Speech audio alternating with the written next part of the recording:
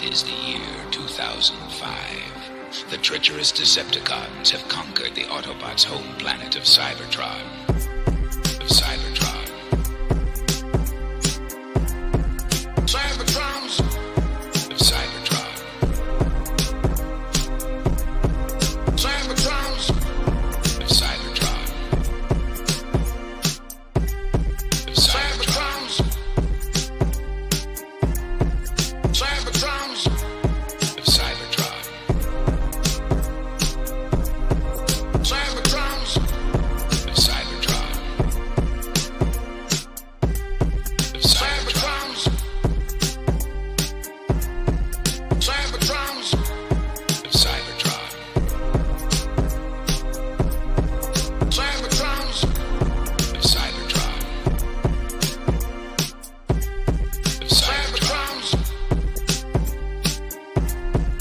Cybertrons! Of Cybertron.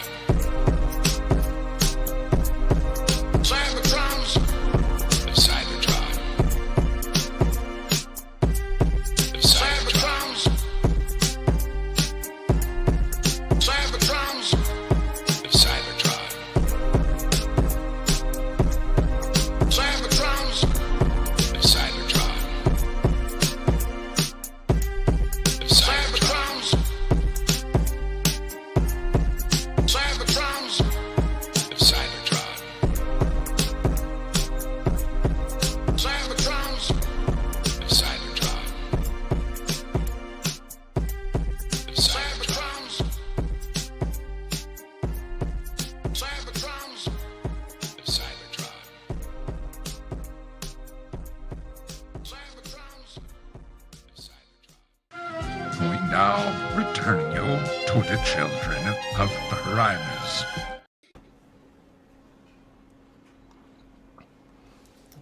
Yo, Hey, Hey, are live. we are live.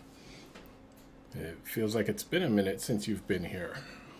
Man, I'm just getting in the season with my business, so I've been kind of pooped out on Sunday nights. Man, I've been just exhausted. Okay. It sucks having to bench press refrigerators for a living. I hear that. But, you probably, it saves you from going to the gym. You got that right. Yeah, and especially during the summer. I mean, it's wintertime now, so I'm probably about 20, 25 pounds overweight, but in the summer, I'll actually go underweight because, it's hot down here and you sweat so much, and Oh, I hear that. it's ridiculous. Well, as we welcome to another episode of the Freestyle Frenzy Sunday with myself, Spin, and Toy Warp Vintage Reviews on YouTube, where the others will be coming in shortly. James Coleman has already said, hey guys, and hey Spin, in the Star Avengers / Getter Robo-G series, which jet would you like to fly? Star Dragon, Star Arrow, or Star Poseidon? And favorite character of that series? I would say Star Arrow was my favorite just because it was the color blue. But in terms of characters, I don't remember the characters since I haven't watched the series in like probably about 40 years now. So that one I can answer. And actually, Toy Warp, do you know of Star Avengers? I do not. That's why I was sitting here racking my brain like, what the heck is Star Avengers? Oh, it's one of the earlier Voltron-style cartoons from 82 or 83.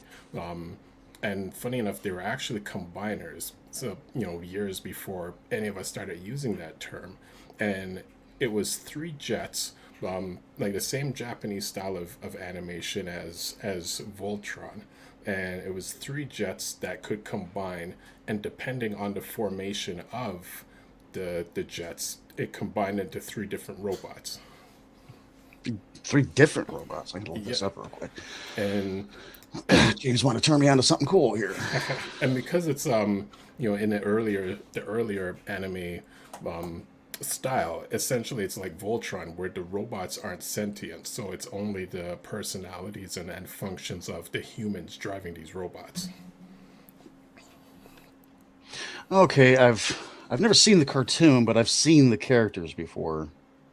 Okay. And Shiba Kobe says, whew. And also says, no Costco run for me today, so I'm here on time. We're glad to have you here as usual. And Shiba Kobe on YouTube also said there's 3 Armada Legacy Megatrons at Wally World now, but I'd only get him on clearance, LOL. And James Coleman says no problem, Spin. Yes, thank you, James, for looking up that information that you commented on our last video. And Professor D on YouTube says, I'll come to Florida this summer to bench press some fridges in order to get my weight back up. Yeah. You're more than welcome. But, if we want to take it left for a minute, bar fridges and those little ones that, you put at the little mini fridges, those don't count. So these actually have to be, regular kitchen size fridges. Yeah, up and down fridges aren't too bad. They're only around 100 pounds a piece. You get those side by side double doors. Mm-hmm. Oh man, those things are 200 plus. Those are the heaviest things. And then front loader washers, because I don't know if you know, but the drum inside of a front loader washer is lined with bricks to keep it balanced. Oh, I didn't know that. Yeah, take apart a front loader washer sometime, and you'll see actual cinder blocks bolted to the drum to help keep the drum balanced. Yeah, it's heavy. I went through 2 front loader washers and went back to a top loader, because the front loaders, they just seem to fall apart within a year. Top loaders would last you like at least 20-30 years with minor issues. The front loader just falls apart instantly. That's because they're slinging around so much weight. Yeah, it's true. That's why I scrap so many of them. Well, I was going to still say, we had a singer years ago that used to sing with us, and he used to also deliver and move appliances. And there was one fridge that I don't recall the name of it, but essentially anyone who bought this fridge would have to reno part of their kitchen to accommodate the size of it, because it's a lot larger than a regular fridge. Also had the 2 doors, but the compressor's on top. So you need 2 people to move this fridge, whereas like any other ones, one person at the dolly's fine. I had somebody helping me that didn't understand those fridges with the compressor on top, that the weight is going to be up top, because that's where all the weight is. Yep. And he went to go move that thing, and he fell over with it, and the thing landed on his head. Oh my gosh! And yeah, what happened? He was seeing stars for a couple of days, but he was all right eventually. Okay, yeah, because those fridges are like twice the weight of a regular fridge. Yeah, they're heavy. Mm-hmm. And they're a pain in the butt to move, because when you get dolly underneath them trying to get them out of a house or something, you get all that weight you're trying to hold up while wheeling the thing out of the house. And I'm a short little shit anyway, so this thing's towering over me. I'm only like 5'8", so this thing's towering over me, and I'm trying to hold all this weight. Yeah, they're ridiculous. Mm-hmm. And Shiba Kobe says, I actually had to face plant for like an hour and a half, so I wouldn't half sleep through the stream. Ain't no shame in that. I take naps every day. Exactly. We get to a certain age, and a nap is kind of a priority of the day. Yep. No lies detected. And Shiba Kobe says, my mom accidentally destroyed our first LG front loader by washing only one large pillow. That sounds about right. Yeah, one oversized load, and front loaders just fall apart. They're just kind of pointless to have. And Leanne G says, agreed, top beats front any day, all day. And welcome, Leanne, from YouTube. And that's a comment that could also go left. So on that note, we're going to be talking about weekly Transformers news as soon as everyone jumps in, which we've got Sedum Bach Arts jumping in. How are you doing, sir? Hello. Oh, what characters do you have on display? Blue one, Thunderhoof. Brown and tan is Quillfire from RID. Note I have his redecos, his compatriots, little quill in his, because this is supposed to be, well, the US version is Server, the Japanese is Brown, but I got the little bit from the Redeco character of him that shares a mold with him. Think like Skywarp to Starscream. Okay. And I got the missile. If he's a Starscream, I got Skywarp's missile. Got it. Or little dagger or whatever. Man, like Jazz said, when they found those dinosaur bones in the stone of the base, man, they some ugly suckers. Here we go. Hello, everybody. Hold on, fear courage. When I arrived home, there was about 12 tiny little fires that needed putting out, so that's why I'm here now. But hopefully not literal fires, just metaphorical. Yeah, you might hear Jess in the background trying to keep the cat in line.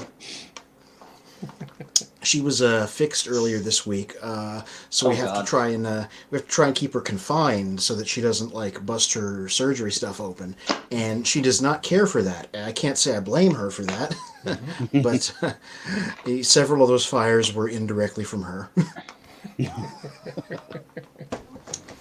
I get it. Mm-hmm. What did I?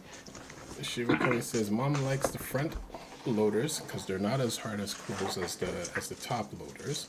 That's true. And Shiva Cody says RID 2015. Yep. Front loaders, top loaders. You're talking about the NES? That's the only No, reference. we're talking about appliances. Oh. Hey, that's an essential appliance if you were in the 80s, so it's an essential appliance now, I'd argue. I believe it's still an essential appliance. And Professor D says, hi at Lianji. And Professor D also says that Shiba Kobe, I also just got up from my nap for the stream. I was jamming down the highway to get, well, not the highway, jamming down the streets to get back here. And then, so, yeah. Yeah. Real quick, I will continue to advertise these. Transformers number 5 came out this week, and it continues to be a solid run of good stuff. Yeah. You see it's Optimus grabbing the shattered remains of Megatron's fusion cannon. I won't talk about the story, but some cool things happen. Yeah, the cover I got gives you a hint of what goes on inside a little bit more.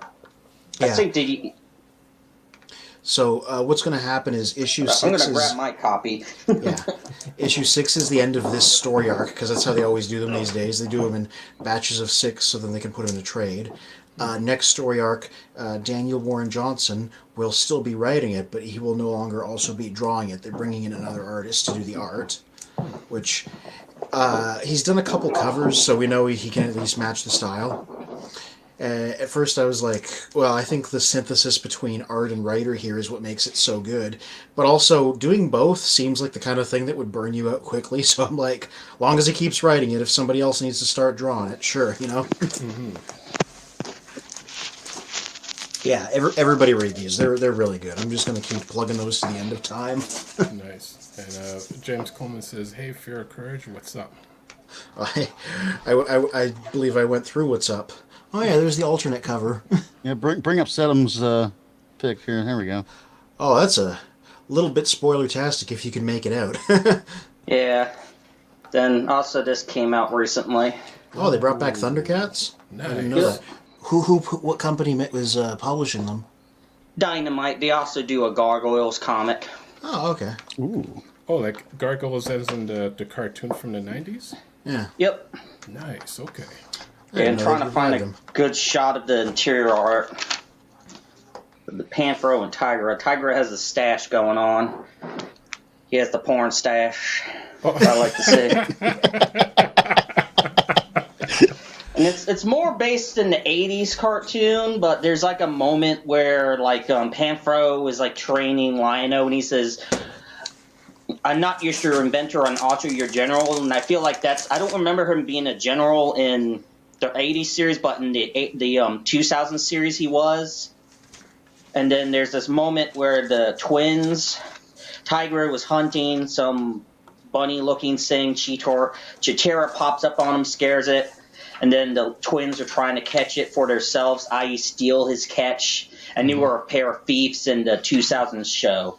But otherwise, it seems more firmly more based in the Here goes a little moment. I was just describing.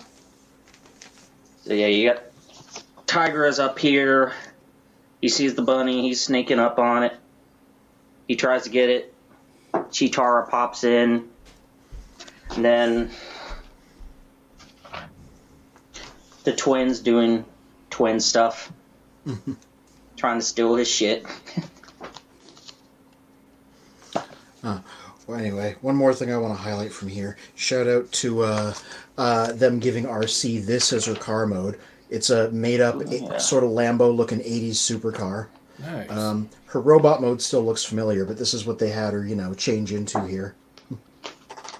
That's cool. It's a great idea that fits the rest of them. Really close to a Lamborghini Centenario. Yeah. More of a And then, human style. for those who are reading not just the Transformers, Cobra Commander's coming out this Wednesday. Then Duke 2 Wednesdays from now, and the next Void Rivals after its little break for the other books to catch up. 3 Wednesdays from now. So the next 3 weeks, you'll have the other 3 books of Energon Universe coming out. Yeah, the big thing I always want to emphasize is those are good. I'm reading them. You don't need to. You can just read the Transformers one and be fine. That's if you. Yeah, I agree. Yeah, don't be like I'm not a big interconnected comic book continuity liking person. So like as somebody that's not super into that, I'm like you can just read the Transformers one if you just want. Just read that one. It's fine. It's self-contained. But you do get, I will say you will feel rewarded if you do read those books, and then it also kind of gives you hype up ideas of like, oh, how are they gonna, how the books could maybe interconnect, maybe not directly, but like how, because there's Transformers dealing with energy resources being limited. Yeah. Void Rivals, that's a big thing. The G.I. Joe shows, Duke, energy tech.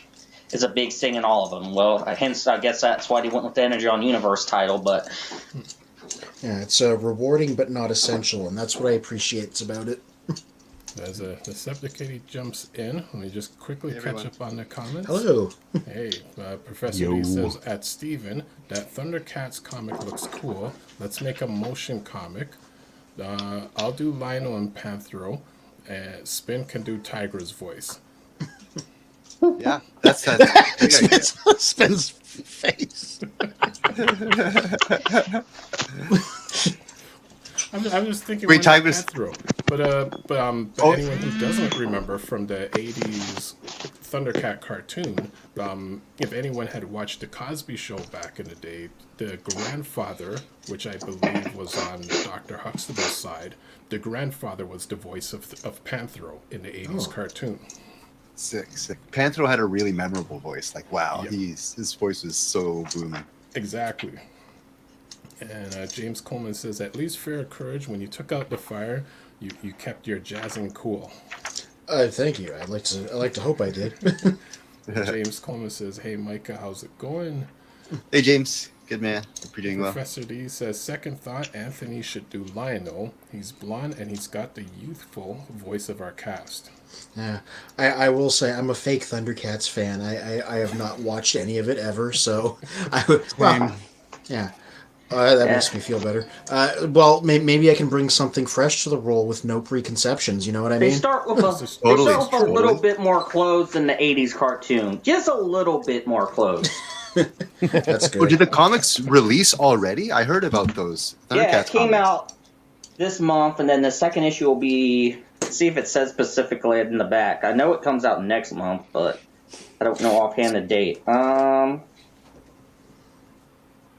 doesn't say, but that's going to be the cover for the next one, apparently. Sick. I love that art. It's like an 80s poster. Shiva Kobe says, I hope there weren't any secondhand Transformers in the Good Neighbors thrift store that burnt down last week. Oh, no. That's terrible. Mm-hmm. Yeah. I hope it wasn't a battery-powered transformer that started the fire. Oh, gosh. The original Armada. The old Omega Supreme. Yeah. There's some toy reviewer once claimed that Armada Optimus Prime's electronic trailer caught fire, but everybody dismisses it as like a hoax and kind of makes fun of it for that. I think, Maastrix, I think. That sounds right. Yeah, maybe it was just one of those older Samsungs that caught on fire, but they didn't want to admit it. Yeah, I sold it to a thrift store. Yep. So, Decepticon, what news do you have for us this week? Oh boy, a lot of stuff has happened this week. Me personally, I've had a very mediocre week. I just felt like letting things go just so I can have an easy time this week. I thought that was the best choice of action. So business was good, relatively good. So that was helping. But in the meantime, yeah, I was for some reason very low motivated, but not in a negative way, just kind of like demotivated. But yeah, it's time to do a little bit of resting, I found. So yeah, that was mission accomplished there. I got objective was survive. That's right. Oh, that's right. And that I did. Got a silly question for you, though, Decepticon. I signed up for your newsletter, and I think late December. I haven't gotten anything. You're right to say something about that, and I did notice that you signed up. So I was working really hard to get things moving on that on the e-commerce page, Decepticon e-commerce, and I had intention to put a lot of Chinese third-party company KO stuff on the website, and it was around that time that I had just registered with Hasbro just over the New Year, and I'm like, okay, maybe I'll hold off on the KO stuff, and I wanted to see like what the climate was going to be with regards to like what I can sell. Turns out I could sell whatever the heck I want on my website, and Hasbro doesn't really give a poop what I'm doing. But so in that time, I got a little bit distracted working on a few other things, but that I'm getting back to very soon. I have a lot of things going on, and that was one of the reasons why I just needed to lay back a little bit, is I was spreading myself a little bit too thin. And just, money is an issue. So I just wanted to get things a little bit more solid this week.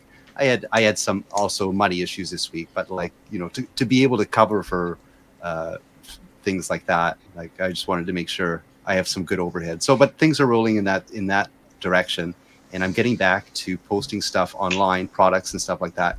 I was really wanting to push that Optimus Prime Studio series, and in fact, I think I made a mistake on jumping the gun on that. Like Hasbro's offering it as a pre-order, but for some reason it seems non-kosher to be able to advertise for that as a reseller.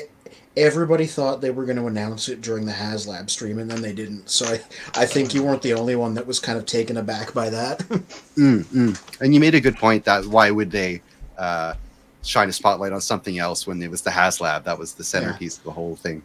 Hindsight's 2020. They've announced a few things since then.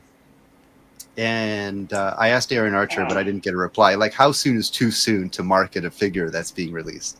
And my estimated date is this is going to come out in August, just to reflect on when the movie came out, because it's the Studio Series 86 movie. Yeah. So no word on that. But other figures we've heard about, other figures.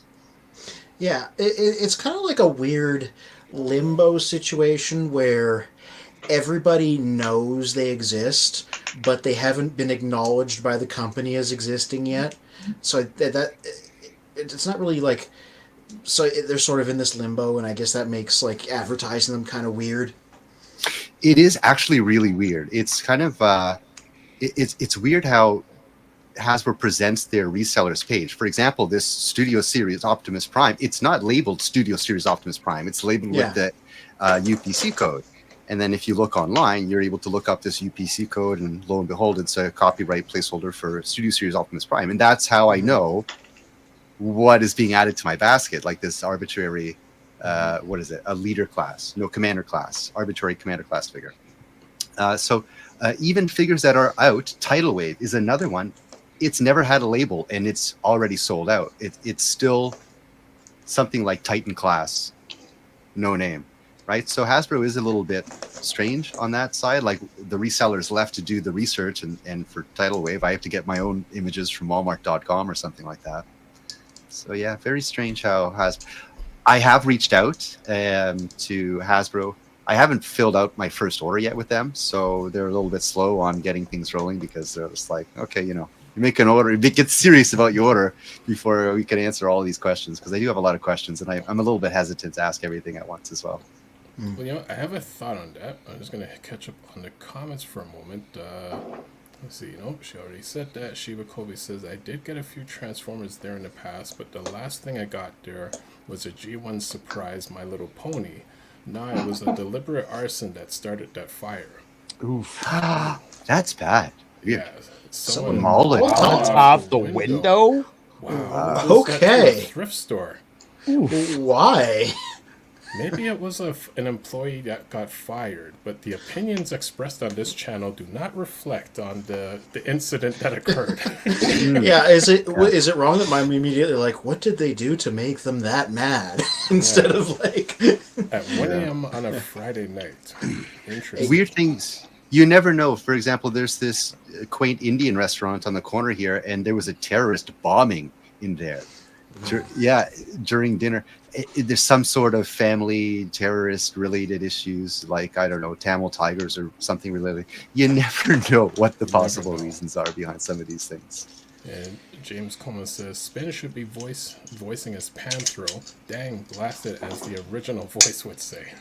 Yeah, 100%. And Leanne G says, hi up, Professor D, got called away.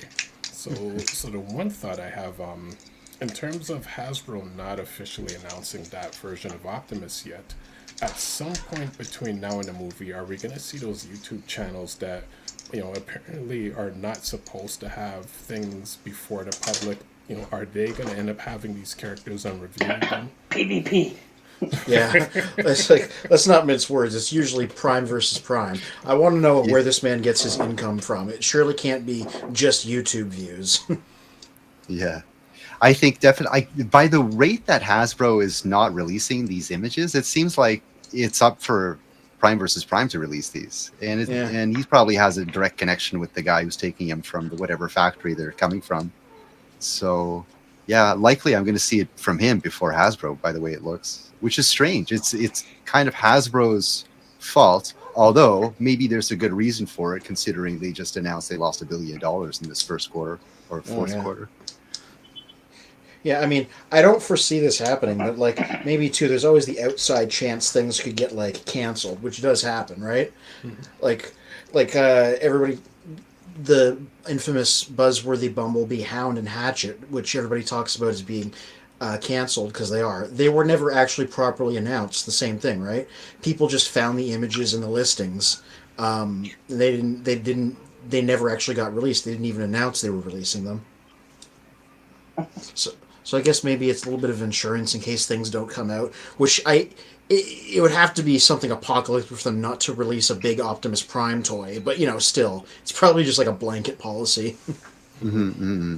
And it could happen. Like, there has been a case that Sure Shot was a planned deluxe figure for the Legacy line, and that was actually on the list of pre-orders on Hasbro's reseller site, and that was since taken away, completely erased. The UPC is gone. Yeah, I've heard others speculate that it might just be that they've moved it to some other venue of release exclusive, or pushed it to a later wave, or whatever comes after Legacy United. How their Gears is coming up soon, right? He was originally planned as a Kingdom release. He was on a bunch of the key art they released at the time. They just never bothered.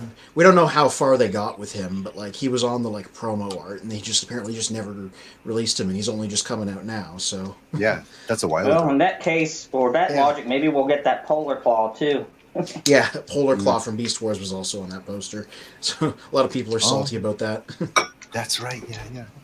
Yeah, that's another thing, because the listings for example, the deluxe figures, they're not really associated in a wave. They're 1, 2, 3, 4, and by the time it's actually in stock, the numbers could be out of order, unsequential in the specific way, 1, 8, 9, 12, 13 deluxe figure.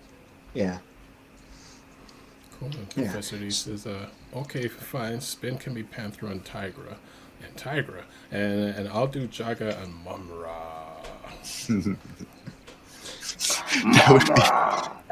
That would be funny. I was watching I was watching some videos on YouTube. It was like when they're doing the voice recording for some of these old things. There was one with Dan Gilvezan, Frank Welker, Michael Bell, and it was a recording for Spider-Man and Friends.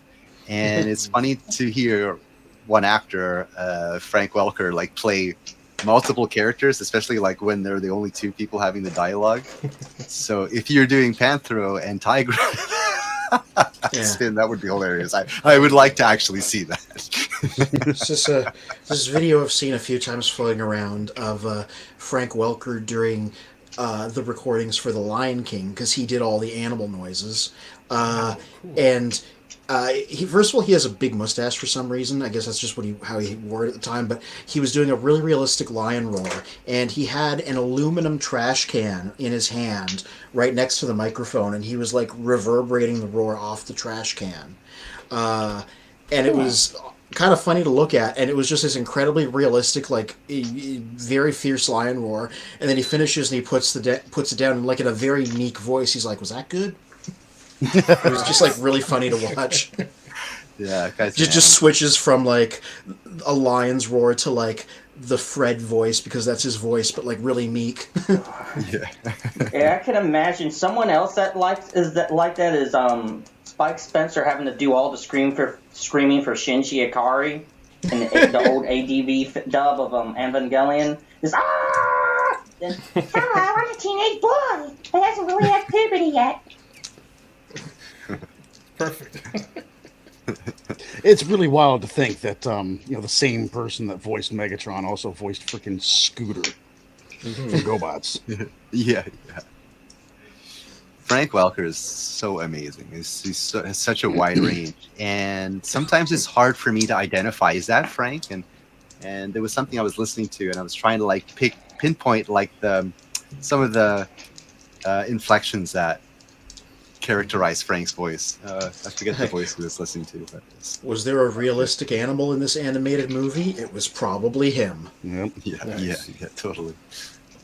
How was the Super Bowl? Toy Warp? Do what? You didn't watch the Super Bowl? I don't I watch didn't. stick and ball sports now. Oh, okay. It's a bunch of guys in hot, tight pants, getting hot and sweaty, huffing and puffing. Yeah, it's pretty There's hot. things I would rather see instead of that. Yeah, like the Daytona 500, but it got canceled today because of the rain. Oh, that could still happen. Dang. I guess that makes sense. You don't want to go skidding with those speeds. Yeah. No. Yeah, hydroplaning is not fun. I've done it where I was on I've been on the interstate, and I was get something to demonstrate. So pretend this tractor was me. Let's go with coil fire. And I'm going. The road bends, but the car kept on going straight. I didn't go with the turn, and I was going do. I managed to stop, maybe like a foot away from a tree.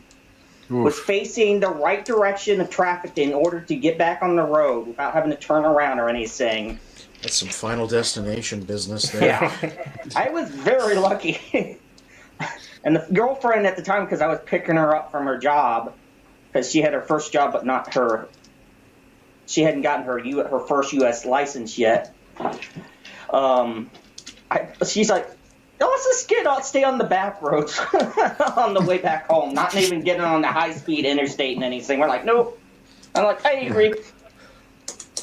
I agree with James Coleman there. Can't wait to get G1 gears. Yeah, I'm definitely in for that. I'm going to make it my business once he's on his way to track down a good smaller 3 3/4 black suit Spider-Man to pair with him because of Marvel Transformers #3. Because it was specifically Black Suit Spider-Man that he was teamed up with. I found a few of them, but I'm going to wait till Gears is on his way. Professor D says that, Mike, I gotta see that vid. I love Spider-Man and his amazing friends back in the day. Sweet. I think it just came out the other day. I'll post it up there in the chat. Nice. Was Frank Welker really? I think so. No. Really? I've never actually bothered to think who was Wheelie's voice actor, and that's the kind of thing I would like know. I should look that up like right now. Who else could it be though? Yeah. Right? Yeah, you're right. Yeah, that's what I was just thinking too. Like, who else could do it? As soon as you say it, I'm like, it makes so much sense. I'm going to verify it, but like, I immediately believe you. I can't remember the Yeah. name, but is it? Yeah, okay, good. Frank Welker.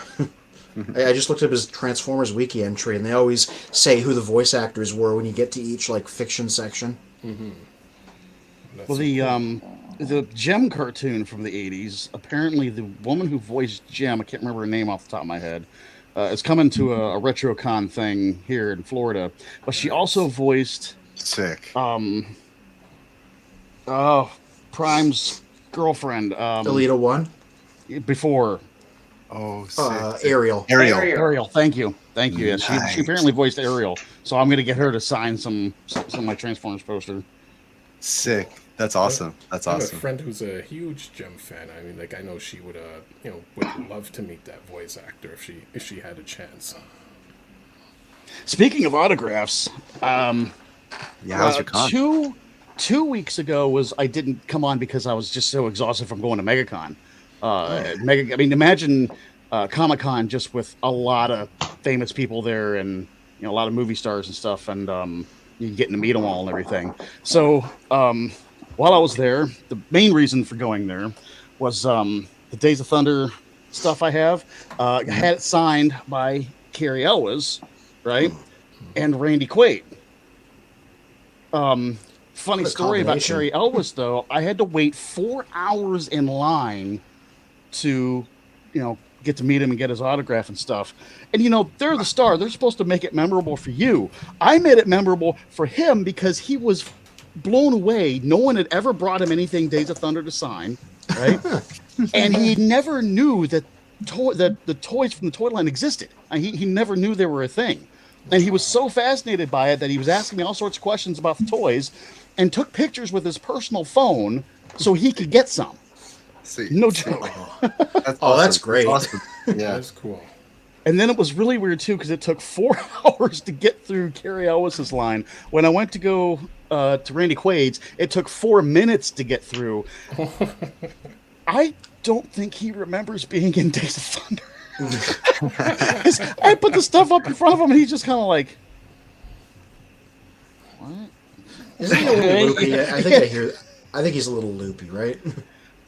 I don't know, man. It was a little weird, though. It's like he didn't remember being in the movie or something. The guy taking the money. But when was this movie made? 1990. Oh, it's not even that long. Well, he was most. He's what drugs he's were really around most at the time? famous for Christmas Vacation. Yeah. That's where I know him from. Yeah, or Independence Day. But I don't. It's like he didn't. It was like he didn't remember. It was silly. Yeah. Well, how major was his role in Days of Thunder? He was Tim Dalen. He was the team owner. He's the guy who basically put Tom Cruise's and Robert Duvall's character together so they could go win races. Cool. Yeah. I wanted to go through. Peter and Frank were there, and I wanted to go have them sign my movie poster, but their line was also 4 hours long. And after standing for 4 hours waiting for Carrie's autograph, I just couldn't stand in line again like that. It just killed me, right? That's really you're missing so much dealer room time. You're missing so much panel room time. That's just for, but it's not a moment you won't forget. But still, that's a long time to wait for an autograph. Yeah, it wasn't always that long. Insane. And I don't know if the line was for both of them or just one. So I didn't want to wait 4 hours just for Peter and then maybe have to wait another 4 hours for Frank. I just couldn't do it again. And I mean, I've already got their autographs and some of the toys and stuff, and there's probably a good chance they'll come down to TFCon this year in Orlando. So I was like, you know what? I want to enjoy the rest of the con. I can't sit in line like that again. Your choices are all very rational. Yeah, hold on to that thought. So Kobe says, when it rains that hard, I always take my foot off the gas when I'm going through water on the road like a puddle. I really agree with that. And Kobe said he was credited in the ready credits for TFTM. I was exceptionally fastidious of reading the credits of cartoons. It's weird awesome. that I never noticed that. And she did say Ariel, Yeah. And James Coma says Samantha Newark.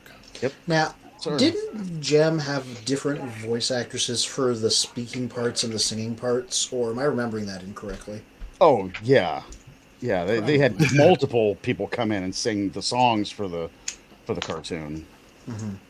And Shiva Cody says figures. Ariel sounds like Gem, and Alana Sea Change sounds like Adora / She-Ra, because that was Melendi Britt. Oh, that's interesting, because, like, I mean, I guess it makes sense that there were only so many cartoon voice actors, but I'm like, okay, everybody who was on a Sunbow show was in every other Sunbow show, but having somebody drift over from Hanna-Barbera over there, that's a little less expected. Right. James Coma says, I would love to see Samantha Newark. Yeah, me too. Shiva Kobe, before I said Randy Quaid. Randy Quaid? And he says, maybe it was recreational substances that caused Randy to forget. I was gonna say, like movies in the '90s, like Van Damme in that Street Fighter movie. Wonder how much he remembers of that. Yeah, right. The it 80s has. was For me, it was exceptional. Tuesday. It has been. It's been confirmed with a lot of the cast and everything that Don Simpson and Jerry Bruckheimer, the two big producers on Days of Thunder, actually rented a penthouse suite, outfitted it with a gym, made a big neon Days of Thunder sign, which I would probably give my left nut for if it still exists today. But they said they never worked out or anything while they were up there. They just did cocaine the whole time. Oh man. I mean, when you look at some movies and show concepts from the 80s and early 90s, like definitely there was a lot of drugs being passed around. Yeah, that's really unfortunate. Like, this is actually something that was funding the Cold War, Sandinistas and cartels in South America, right? They would like trade weapons for drugs and pollute the minds and health of the American populace. Just for a Cold War. Yeah, really, really disturbing time. I'm kind of glad we've moved away from that, but we're living in another Cold War. I'm getting off topic. I want to go back to MegaCon. Yeah, I'm Yeah. gonna. Okay, I do have a question to go back to the toy warp. Professor D says, Shiva Kobe, that Gem was truly outrageous. Shiva Kobe says, too bad that one voice actor that was on G.I. Joe and was also on a bunch of Filmation shows, Pat Freely, didn't make it onto Transformers, which Ace on G.I. Joe. I don't know who that is. Wasn't Ace the guy with the dog? I don't remember either. And not a YouTuber by the name 1NO, and it says, at Fair Courage, glad to see you doing your own thing. Keep up the good work, brother. I don't know why you singled out me specifically, but thank you for that. I would say why they've probably singled out you, because if you go to the website, childreofprimus.com/news and reviews, you do a lot of, you write all of our reviews. It's not AI generated. You write them concisely, properly, with detail, take images and everything, and unlike that other website that tends to throw sentences and words together with no concept of what they're doing, you've done an amazing job writing our reviews. I thank you. It's funny because, well, first of all, one of the things I said is I'm starting to post them on Fridays now instead of Mondays to give me time to get my photos processed, so I'm not like scrambling Monday morning. But like the next one that I'm doing, I took the photos and I'm writing, is these two guys here, miniature versions of our new HasLab candidates, RID, Optimus, and Magnus. And I was like, okay, so I got to figure out a way, before I even talk about these guys, to explain where they're from and who they are and why they're kind of an interesting set of characters. And, so that's how I started the whole thing, because I'm like, I try and write my things and assume that people reading it, unless I'm talking about like literally original Optimus or literally original Soundwave, I'm like, I'm going to assume the reader doesn't know and needs backstory first. So I talk about the show. I also talk about why these figures are interesting, because the whole line was imported from Japan, but right at the end, Hasbro made a couple more additional guys like these small ones, just as the line was ending. Stuff like that. I don't know. I try to fill in the backstory for everything as I go. Oh, it's good. I mean, reading through, again, comparing your reviews where it's like I I get a sense of the character, the history, like a really good write up of everything associated to that character, compared to other, things that I've read. And it's unfortunate where English grammar and just writing these days have just taken a turn for the opposite. So reading your stuff, it's refreshing that you're still doing things properly. Where other stuff, I'm like, just give up on the writing. Like, it's terrible. Now to go back to Toy Warp, I know before going to the MegaCon, I know you were like we were messaging each other in terms of the price that it costs to meet, to have the Peter Cullen Frank Welker experience. Oh man, yeah. Oh, that was what, $600 to have the Peter Cullen Frank Welker experience. That was for both of them together, but you got, let me remember, I think it was 2 autographs a piece out of each one. You got them to say, so you could record it, them to say one of 3 predetermined lines. So they wouldn't say what you wanted them to say. Wow. Like, if I was there, I'd be like, can you say, welcome back to Children of Primus Yeah. for me, Yeah, but they had like 3 predetermined things that they could say and you could record it. That just seemed kind of silly because that means there's a whole bunch of other people out there have the same recording as you. Exactly. And then you got a picture with them both. And a lot of people apparently went for it because I see in the groups, on the Facebook groups, a lot of people posting pictures with both Frank and Peter. And I'm like, wow, that's a lot of people. Different people value different things. I'm a materialist. You said $600 American dollars. I'm like, you could buy 2 of the new HasLab for that. While we were standing in line for Carriowas, the guy took out a calculator and he started doing the math on how much each autograph was. And like people like me brought 2 things in to have them autographed. And it was more than advertised to have him sign my stuff instead of the stuff they had there. Because they had like a whole bunch of pictures and stuff for, like the stuff that he was selling. That stuff was like the price they advertised. But my stuff was like $20 more a piece to get pictures of because it wasn't what they were selling. And he sat there and he figured it out. For the Friday alone that we went through that line, he made $60,000. Wow. Yeah. And it's funny because the minute you said $600 for the Welker and Cullen experience, automatically my head is thinking how many people lined up and how much did they make off of that. This is why the convention circuit is so important to so many people in genre media, because they make bank off of it. Mm-hmm. I ended up face to face with Leah Thompson on accident. That was freaking awesome. Oh, cool. I was in line for Carriowas, and I was on the very edge of the line, and I was tired of standing. I just kind of like stepped off to one side a little bit and turned around, and I was kind of out in the aisle, and Leah Thompson comes right up to me. And she says, "Oh, sorry," and then kind of sidesteps me, and I'm thinking, like, I know her. Oh, wait, shit! No way! That's awesome. It took me a minute to register who just walked by me. Well, I will go to one of the, see if I can quickly find one of the comments. Let's see. No, I don't think it's there. Well, Professor D, while he was in Chicago, he went to the Chicago TFCon last year, and Cool. and he was in the room, the breakout room with Peter Cullen, and recorded it. And fortunately, in his recording, someone else who came upon our channel thanked us for recording it because they were able to give Peter a hug just as he was leaving. Awesome. But they didn't have a recording of it, but we just happened to record that, so they're able to like rewatch that. So I just want to quickly, and as you guys discuss while I quickly look for their name. So we were at the MegaCon. I heard Peter Cullen and Frank Welker did a panel together. Did you get a chance to catch that?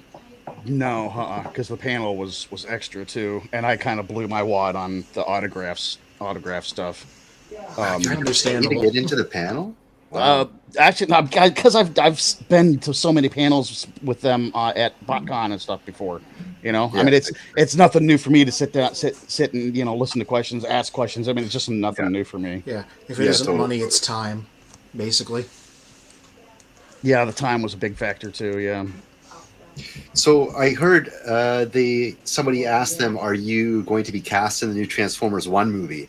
And their response to that is like, "We're not casted." So there's a possibility that Yeah. they may or may not be in there as like. What I'm thinking is like they'll be like the elders to pass it on or something like that. It's like how he didn't Chris Pratt voiced Mario, but Charles Martinet was still in the movie as like he played like two different characters that were relatives of Mario. So I imagine Yeah. it'll be something like that. Yeah. Speaking Well, of like that- switching voice actors, hey, go ahead. That or if they're like, Orion Pax is in his Orion Pax form for the majority of the movie, and Megatron is, let's say, his miner's form, and when he's also like a essayist. And then when they're finally at the end of the movie, maybe you see them in their more classical film forms, and then they're voiced by, New guys. that could be the Yeah. other possibility, I would say. I would picture Frank or Peter. Yeah, God dang it. Yeah, Peter doing like an elder's voice, because when they cast him for Invincible and he did the elder voice there, man, he really did it well. I mean, it really sounded very old and gravelly, not very much like Prime. I mean, you could tell there was some Prime in there because it's Peter Cullen, but he did a really good job of that. So I can imagine him doing an elder in Transformers One. Yeah, I would if I had creative control over this, which is a bad idea. Never let me do that. I would cast Peter Cullen as Alpha Trion, and then I would cast Frank Welker as a character called Terminus, who was Megatron's mentor in the IDW comics in kind of a The similar role. IDW 2.0. Yeah, well, and 1.0. But yeah, What is that's what I would do with them. Just make them like the mentor figures, so they could be like there but secondary. Yeah, I agree. So Sheba Kobe said, back to the earlier comments of the voice actors, said Ace was a pilot, so he was almost always in flight suit mode. And just before I read Professor D's comment, so I found our previous video on our channel, and it's called Peter Cullen TFCon Chicago 2022 Part 4, and the user's name was Retro Renegade 8706. So they were the one that thanked us for capturing that moment where they were able to hug Peter Cullen. Professor D says that's a great story about the person in the audience at the Peter Welker panel. A few other people also recognized themselves in those vids and thanked me for them as well. That's awesome. Man, I'm telling you what, the lineup for the Los Angeles TFCon, the voice lineup for that, all those, it really kills me because I've been spending all these years trying to get different autographs on different toys and stuff, and I got to go to this con and that con and this. Now everyone else is just going to go to this con and get all these autographs at one time. It's efficient. Killing me. Oh yeah, it's very efficient. Yeah. If you can, if you can afford to get all the way out there, that's clear across the country for me. Well, you know what? Just get a couple friends, rent a vehicle, and just drive there. It's quite the drive. Yeah, that would take like 2 weeks probably. That's far? What, California or the West Coast? Yeah, that's in California. I'm southern Florida. That's literally across. Oh, and would it be? I mean, it'd be one thing if it would be like southern California, but if it was northern California on top of being east to West Coast, that would just be like insult to injury. It's the kind of thing when you're rich enough or reckless enough to have 2 weeks, 4 weeks because of the drive back off your job, and then the money to trek all the way down there and back. It sounds like a heck of an adventure, but I'm like, nobody's going to do that. Well, you know, it is an adventure, but funny enough, when Professor D and I were doing music together, we drove from Toronto all the way out to Vancouver. Jesus. Whoa. Yeah, and because it was actually part of our tour where we just toured and stopped in each province along the way. And there were two ways where it's either you kind of go north around the lakes or you go south, which was then through Detroit, and I think Chicago and a couple other places to branch back up into into Canada. But it's a really cool drive to go just across the country. But I mean, with a handful of people, it take about a week to get from here out to there. So, but if you're and that's with multiple stops. But if you're going just say straight to that end, maybe like 4 days, actually I'd say maybe 5 days, because it's kind of like you just keep driving it. Someone takes turns while someone's sleeping and just keep going. So it is possible. Yeah. To any Americans that don't know the layout of the North, that's basically coast to coast. Mm-hmm. Yeah, but in like New York, a straight line and not to California. Yeah, not up or anything. Yeah. I was going to say about voice acting, the changing voice actors. The new X-Men 97 voice cast has been announced, and they're taking some of the original voice actors, but they're getting them to voice new characters, which is totally bizarre to me. And the reason for this, one of the showrunners was saying that they want better representation. So the original voice actor for Jubilee was a Canadian, but they want an Asian person to now voice Jubilee. So what I'm thinking is, like, do they think it's impossible for a Canadian to either A, be Asian, or to B, know what it's like to be a North American Asian person? So I'm just feeling this starting off in the, what do you call it? The social justice. Of course it is. It's Disney. Woke foot. The woke foot. It's Disney. Once I saw I wasn't a big X-Men kid, but I watched the trailer for the new show, and I'm like, I don't think the animation looks great compared to the older one. I noticed the frame rate's like really small. Frame rate's really low for some reason. Yeah. Yeah, I keep on seeing the memes about Rogue's butt being taken away. That's hard to miss. Did you see the detail in that armor? that being the meme, it's a picture of Rogue's butt. He's like, they don't make cartoons like this anymore. Look at the detail in the bad guy's armor. I will say, in Disney's defense, one thing that does make kind of sense is with a morph, especially since they're going with the more Age of Apocalypse and Exiles appearance of him being non-binary as a shapeshifter, because it's not just limited to, just like Mystique isn't, can look like a man or a woman, literally. I can get, that makes sense with the... Yeah. I can kind of get behind that. I can kind of get behind that, but the problem with that, there's nothing wrong with that. They won't be doing it for the right reasons. They'll just do it for representation, but not characterization. Yeah, I guess it's to push a narrative. And this is kind of reflecting on how the United States pushed some ideas during the Cold War, like with drugs and things like that. There's also a narrative being pushed, and I don't want to get too into it, but there's a lot of media that has this type of unnecessary representation in it. Now, why I'm calling it unnecessary is that Morph is an established character. Like, he's been on the show between 1992 to 1996. Didn't and we know him in, he's the first episode? I seem to remember that being a thing. Yeah, so he died in the first episode, and then Mr. Sinister revived him, and he was a deranged character because he was brought back to life. It makes sense, and he was very well established, although he could have appeared a little bit more. But it was established he has a mental problem. He has this conflict within him, and that there was room to explore that because he came back to the X-Men, and he's trying to reform. And I would like to see that direction, but this now. Okay, we'll see. I'm not going to say too much, but I think it's just, for the wrong reasons there. Yeah, well, that's why I said they'll probably do it for representation, not characterization, is what I think they'll probably end up doing. Yeah. I'm just sitting here like, are they gonna do a sequel to the Spider-Man cartoon that was its contemporary that I actually did watch? Most of what I know about X-Men is MCV before the MCU back then. Yeah. Well, you notice they had an X-Men crossover even. It was a two-parter, and it was awesome. Yeah, that was an amazing episode. That was I also remember big time. the Marvel Action Hour, Iron Man and Fantastic Four.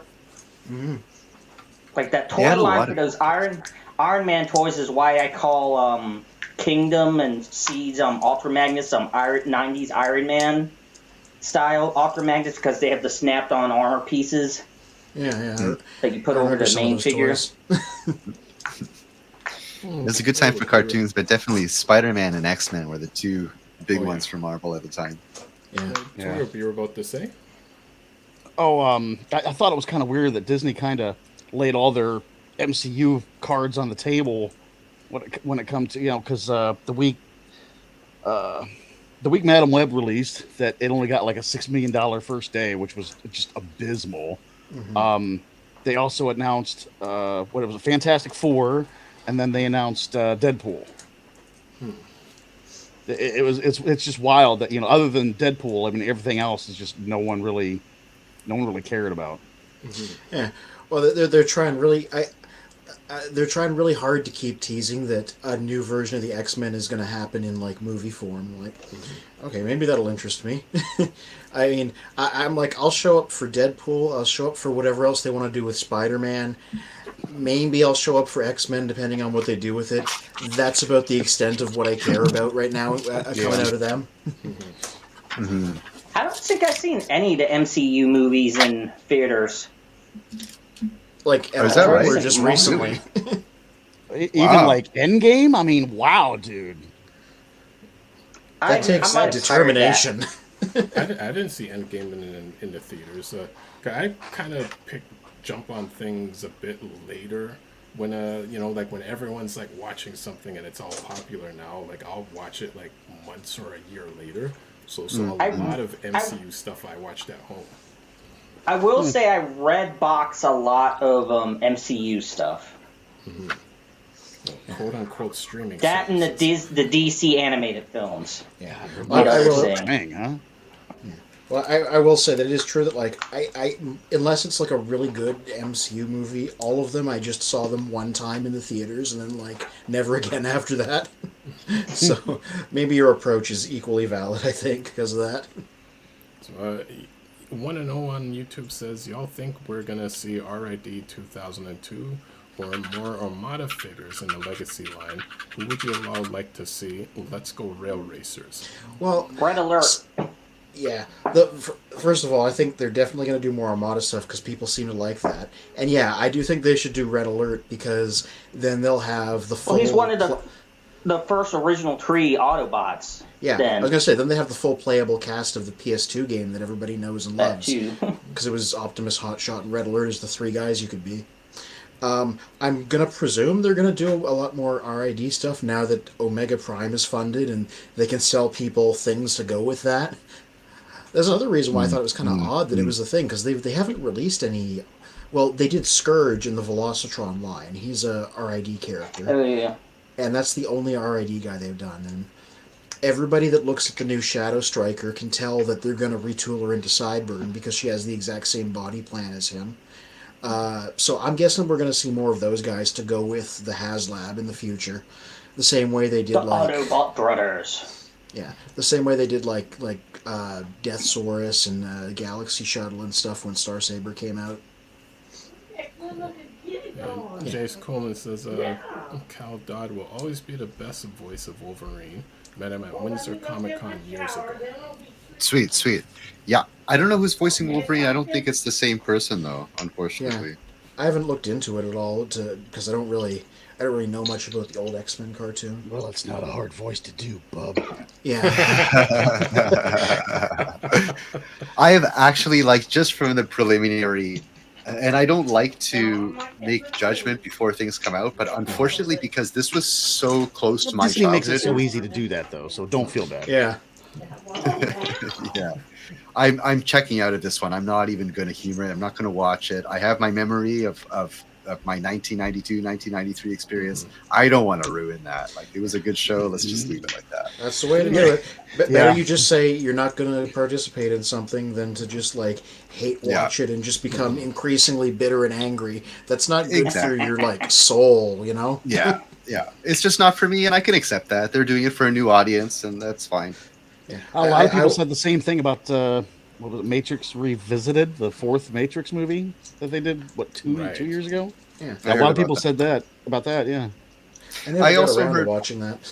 I didn't watch it either, but I also heard it was like on a very different level. Like they had a very different message to convey. The Wachowski director there.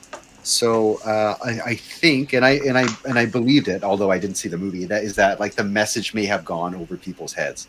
Now Wachowskis had a really brilliant message during their first movie, but I felt like it got diluted as the following movies came out. Yeah. I watched them both. I watched all three of them like before the new one came out, intending to watch it. I just never got around to it. And it's funny because the second and third one, I watched it. I'm like, oh, they were high enough off success that they just let them do whatever they wanted, resulting in these.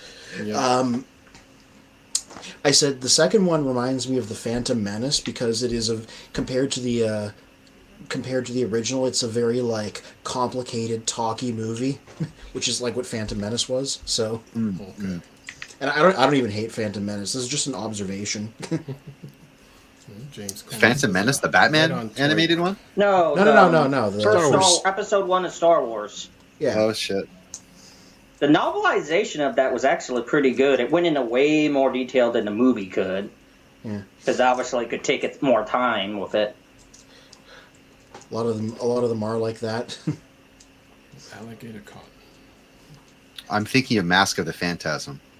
The Batman one. I can see why my statement would be confusing. That's not that's no more talky than the Batman TV show was. Hard to top that show. Yeah.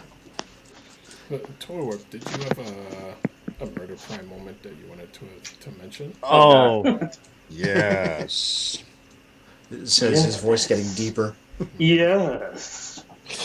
All right, so Anthony, I seen you posted up the thing that Hasbro and Mattel are going to do together with Transformers and Hot Wheels. Yes. What a stupid missed opportunity that is. They're making Transformer-themed cars and not the cars that the Transformers were. The only car that they're coming out with that was a G1 character is going to be Bumblebee. The other cars, as far as I know, these little crappy European cars, were never Transformers. Hot Wheels literally has the castings for Transformers. You get some of the construction vehicles, and you paint them green. It's the Constructicons. Windcharger, he was a Trans Am. These are all Hot Wheels castings, right? Here's 3 Transformers in one. You got, who was it? Breakdown, Sideswipe, and Sunstreaker with the Lamborghini Countach, right? You got Trax with the Corvette, with the C3 Corvette. You got Cliff Jumper with the 944 Porsche. You got 2 of the Stunticons right here with the Porsche 928 and the Ferrari 308, right? This truck they could have easily done Prime colors on to make them look like Prime. And since Mattel Hot Wheels owns Matchbox now, they can literally bring back Matchbox casting. So there's Jazz. Like, what a stupid missed opportunity. Who was in charge of that whole freaking idea? Because it's so just missing the mark. There's no reason to bring out these random cars that were never Transformers and paint Transformers on them. When you could have brought back, what cars the characters actually were. It just doesn't make any sense to me. Murder Prime moment over. Yeah. It's funny because as I'm not a car guy, I looked at these listings about which cars they were, and it's all Greek to me outside of the classic Bug, so I didn't realize until you said so that there were no Transformers equivalents on the list other than that. Definitely missed opportunity. Bad management when it comes to things like that. Like Hasbro is starting to work more and more with these third parties. And what happened with that McFarlane thing is that they released a figure for a comic book that's no longer running anymore. Like that was a little bit late on that release. Like come on, do a little bit better on this kind of stuff. That's 100% true. Those Hot Wheels would look great as those actual characters. There's been I don't have any on hand at the moment. I'd have to travel across the house. They did those toys in Generation 2, which they called the GoBots because it was just a name slap now that they had the rights, where they were Hot Wheels scaled cars that were Transformers that were compatible with Hot Wheel tracks. They were re-released in Robots in Disguise as the Spy Changers. That's what most people call them now. So I had one of those. Yeah, and they have the through-axle construction. They're compatible with Mattel tracks. It wasn't an official thing. But you'd think if they were doing a proper official thing, they could just make more of those. Professor D says, Toy Warp's Murder Prime right here goes in our year-end best of video, end of 2024. And One and O said they should have rebranded Vinyl Tex with true Hot Wheel collab, and they have the molds. Yeah, that seems to be the issue. Like, they have the molds, so it's weird they don't use them, I guess. I know, right? Actually, before I go back to this comment, James Coleman says, I agree, Hot Wheels / Transformers toy crossover is stupid. I don't think it's stupid. I think they just executed it stupid, as Toy Warp pointed out. And One and O said they should... Oh, no, I read that one. And Titus Paul, welcome. If Big D Infinity War and Endgame into the theater next weekend as a cash grab, would anyone go? No for me. Nah, I'd be fine. I went and saw Dune when they put it back in theaters like last week, but that's about as much of a 3-hour movie endurance match as I have in me. Fathom Events, fathomevents.com, they do a lot of bringing back older movies. I've gone to see, like, every 5 years they bring back Transformers, you know, so every 5 years I'll go and see Transformers in the theater again, the 86 movie. I've gone and seen a whole bunch of other, like Christine, Star Trek movies. I've seen all sorts of Fathom Events, so it's not out of the realm of them going to do that in the future with the Avengers movies. The thing they that showed always the gets me... Minecraft Plus movie, too. Yeah, the thing that gets me about Fathom Events is it's Russian roulette if they're going to be playing in Canada. Like, it's a 50-50 shot. I've looked up things that they were going to do because I said, I'd like to see that. And they're like, okay, let's use your location to find the closest theater. And it's like, hey, go to Buffalo, New York. I'm like, I'm not doing that. So I love those things. Wish they were more consistently available up north. Sometimes they are. Like, whenever they bring back Transformers, it's always here. But I wish they always did that. Oh, it was really cool. The one time, I think it was the first time, it was right before they brought the Bumblebee movie out. They they could show the trailer for the Bumblebee movie that was soon to come out, in front of. So that's what they did. But when they showed it, there was no sound in the trailer, right? And then the movie starts playing, and there's no sound in the movie, right? Ooh. So a couple people, left in the theater's packed. I mean, this place is packed, right?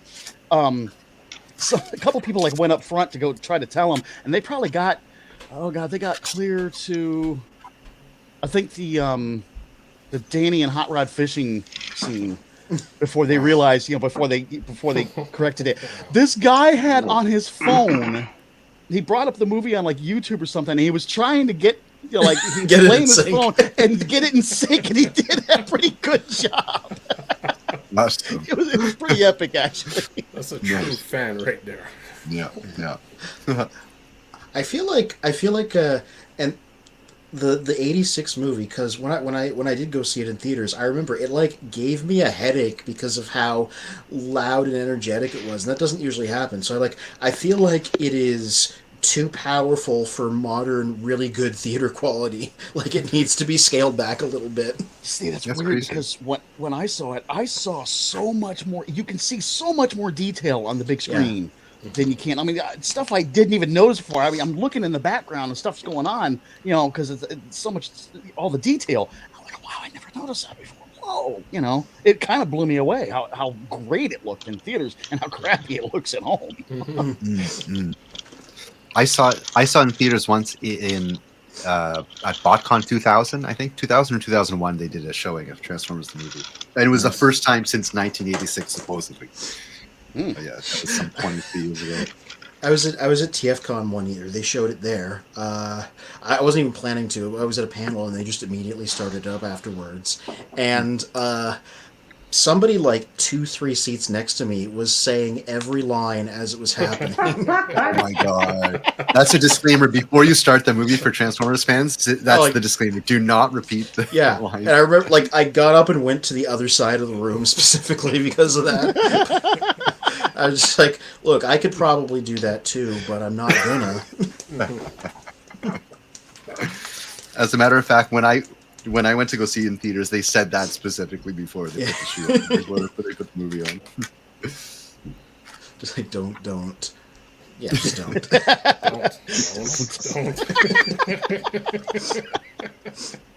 That reminds me. I think the first time I ever met my nephew was my mom, my brother, and my nephew. My brother was going to his best friend's wedding back in Virginia, but me and my brother, we pulled out my old VHS of Transformers movie, and when Starscream got shot, because that was my brother's favorite character growing up, he's like, we cry when this guy dies. Not Optimus, Starscream. And this is the same brother who, my nephew got the Bumblebee movie, Starscream. And my brother's like, this is not going in your toy box to get wrecked. It is going on the shelf above the TV for the special place of honor so it does not get destroyed. Because Starscream is our god. I was like, ugh. I wouldn't immediately mistrust anybody because I just assume they're going to backstab me. Well, I mean, would we say that about the one guest that we had at TFCon last year? A lady from Nova Scotia who collects over 300 Starscreams? No. None of us ever turned our backs to her, so I think we're safe.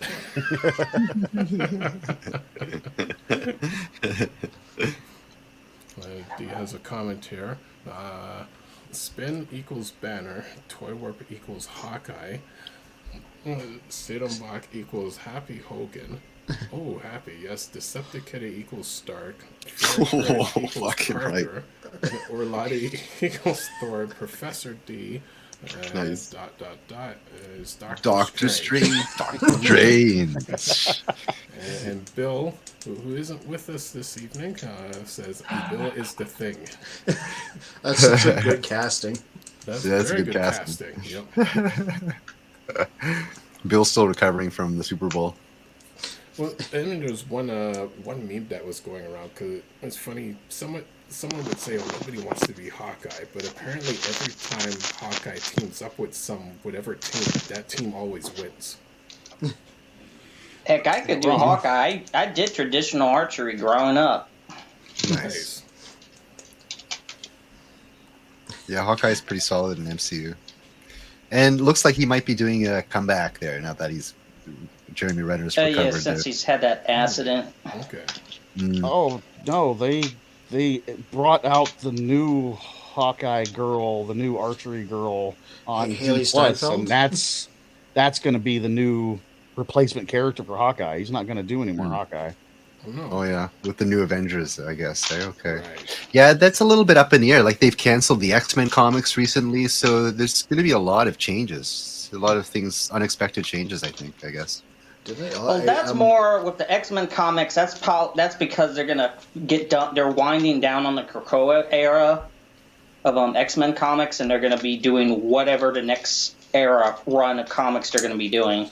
Yeah, I was going to say, I know secondhand, because I haven't really been reading them, that the X-Men moved to an island, and they've been there for, like, many years, and they had their own country, and everybody was like, okay, well, it's comics. They're going to hit the reset button eventually, and my understanding is the reset button is being hit right now, so I guess they got to figure out how to get everybody off the island and back into a mansion in time for whatever the next writer is. Yeah, and they done, like, on an island. There's, in the 2000s, they had Utopia, which was, like, in San Fran Bay, which was on the old Asteroid M base of Magneto from Fatal Attractions. And then there was the Outback X-Men when they were in Australia. So there's been times when they weren't necessarily on an island, but they were still away from the mansion because it got destroyed. And the mansion's been destroyed multiple times. And then it gets rebuilt. The Australian X-Men book called Outback X-Men is just inherently funny because that's just the kind of, like, ridiculous thing a Marvel comic would do.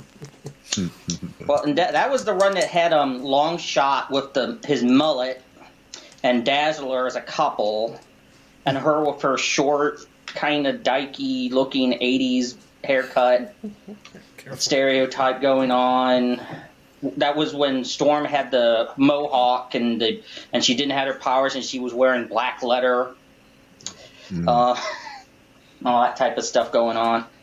So, Yeah, that's right. and Magneto was in charge of the mansion, and he was training the New Mutants. Right, and it seems like they're doing that again there with the new show. That movie, that New Mutants movie, man, they did their best to try to sweep that thing underneath the rug. Yeah, Oh, didn't that one from the early '90s, I think it was. No, No. the recent one. Right. I think it was actually a Fox production, but while they were making it, Generation X. they got That bought aired out by on Fox. Disney, and Disney really they really delayed releasing it to the point where they wanted everything to die down with it. They didn't give it no kind of advertisement or what's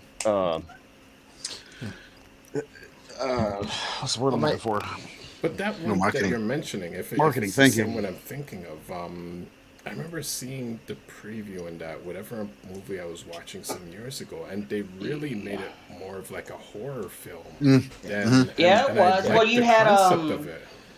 I never saw that. Danny Moonstar. She was in it. That's the Native American character who she can manifest images of people's fears that seem real, like seem physically real. Okay. And her powers, because they're young mutants, were going out of control, and he hadn't really identified all of her powers. He just knew she had powers. Right. And her powers go haywire. And then there was also, I can't remember the name of it, but the bear spirit, this Native American bear spirit that would be trying to hunt her and people of her tribe, like historically. And he pops up too. Well, it pops up too. And then you had Magic. They didn't get into Magic with her connection to hell in that movie, but I mean that was something if they would have been able to do continuation, they could have went that route and then have the half demon blonde girl who, the girl that she voiced Peach, Princess Peach in the Super Mario movie, and she was the main character of the Witch with the two V's as a W. That actress. Yeah, then the girl that became an assassin from Game of Thrones was Wolfsbane. I don't really remember who any of the guys were. Nope. Yeah, Sunspot and Cannonball. I don't remember who their actors were. Yeah, I just remember it went through like 2,000 different changes in direction while it was being filmed. So it had one of those kind of patched together feelings to it. I was in downtown Montreal, and I think it was 2015, and I saw a friend of mine who was on the street, and she was a student at a film school or whatever, and they were doing a set, and it turned out to be this New Mutants movie. So they were in a bar, like one of the worst bars in Montreal as well. Like this is probably the nastiest bar. The bathroom is like you're entering hell. Anyway, so they're filming in this bar. For some reason, they choose this bar out of all the places in Montreal, and apparently there's like a bar scene, and like this is where it's happening. I didn't watch the movie, but yeah, it must be pretty. Well, you know what? It must be pretty bad if they filmed it in that bar. Yeah. Stereo's bar on Dish. Yeah, they got all the tax rebates, write-offs on that using that location. Back in the day, they filmed part of the very original X-Men movie very close to my house because I happen to live next to a big valley with a river and a forest. The bit in the original X-Men where Wolverine and Rogue are driving in a truck down a snowy road, and then the truck gets derailed and they get rescued. That was filmed right near my house, and I remember I was in elementary school at the time, and we heard the boom go off for when the truck explodes.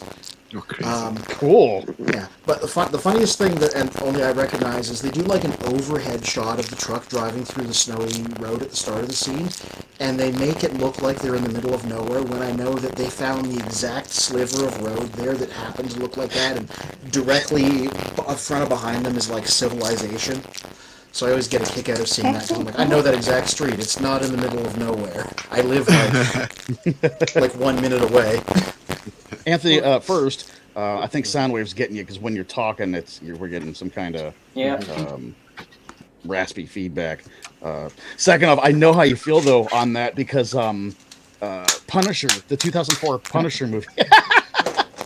The 2004 Punisher movie, at the very end of the movie, it shows like this long shot of him standing on this bridge, with the car, and like a helicopter shot flying away from this bridge. That's the Skyway Bridge just north of me.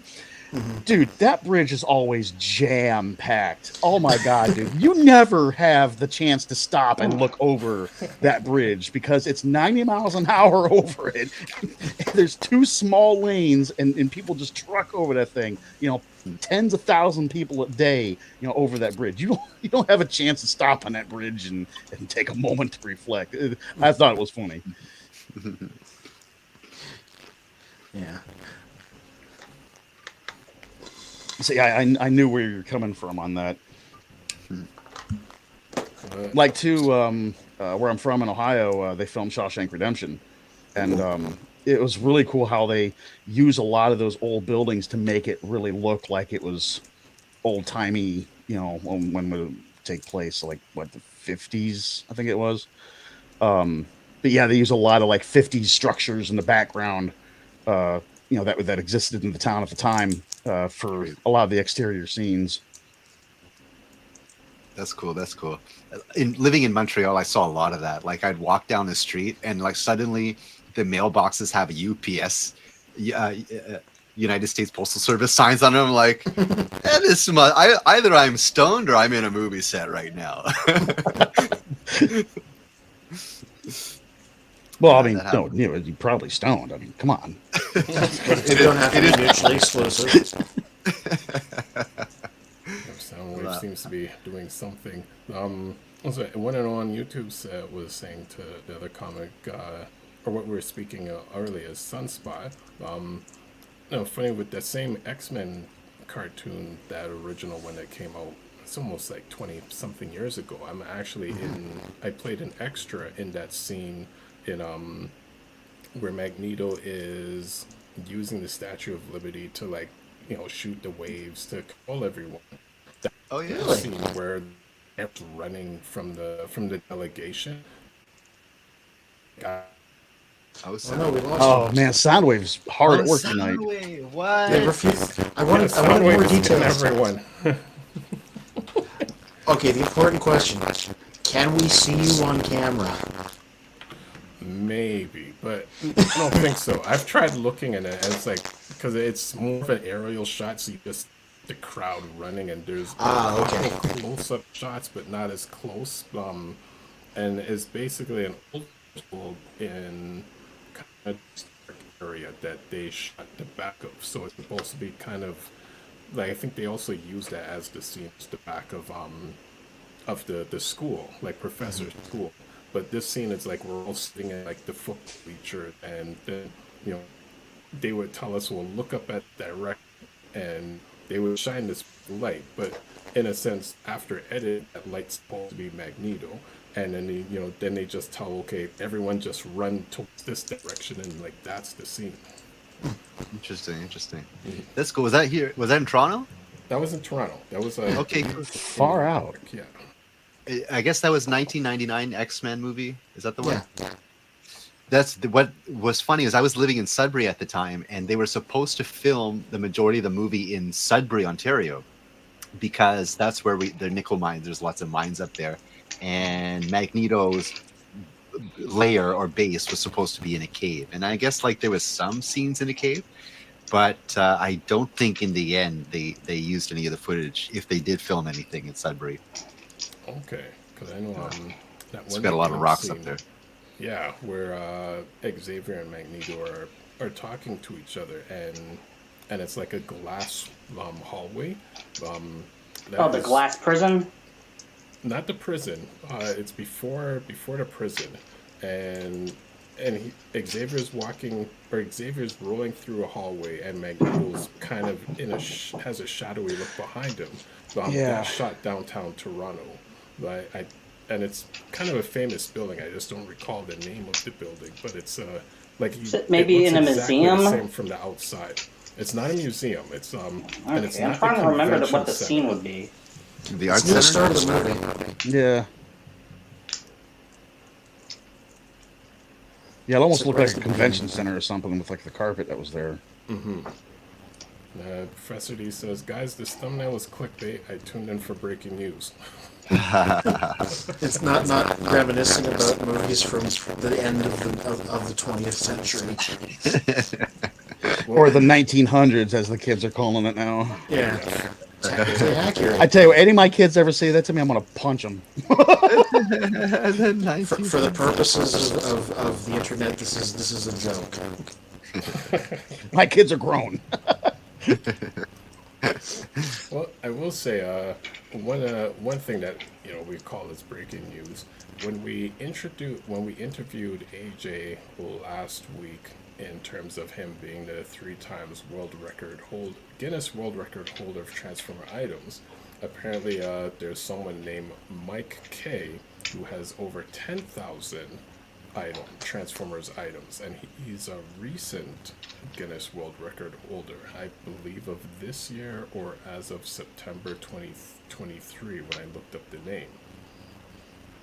Oh, September 2023. Okay, wow. Because I also just became aware of this week, and that's funny. I don't think we knew about that before AJ came on the show. So that's really crazy that all of this has been happening recently.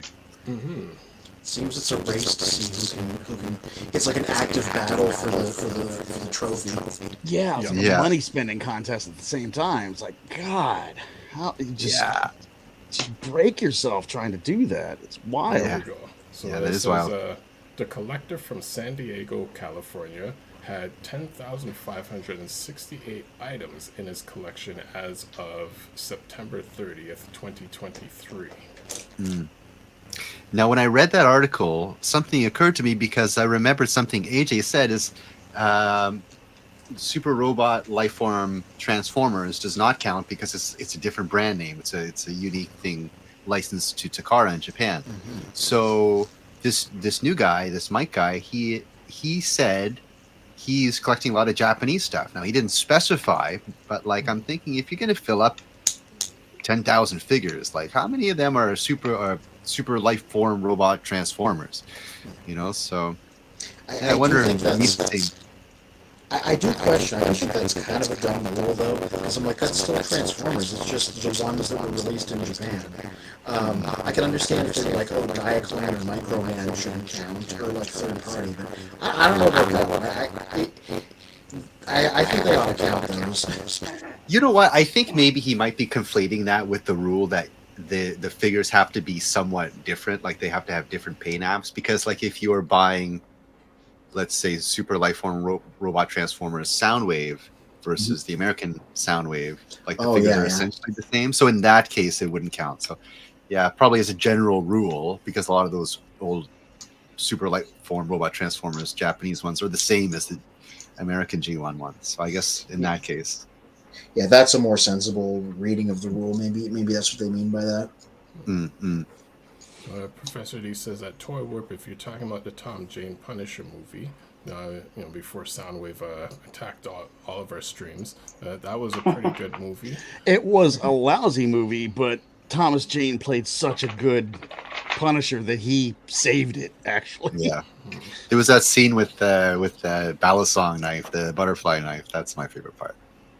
I just watched a video on the production of that movie. The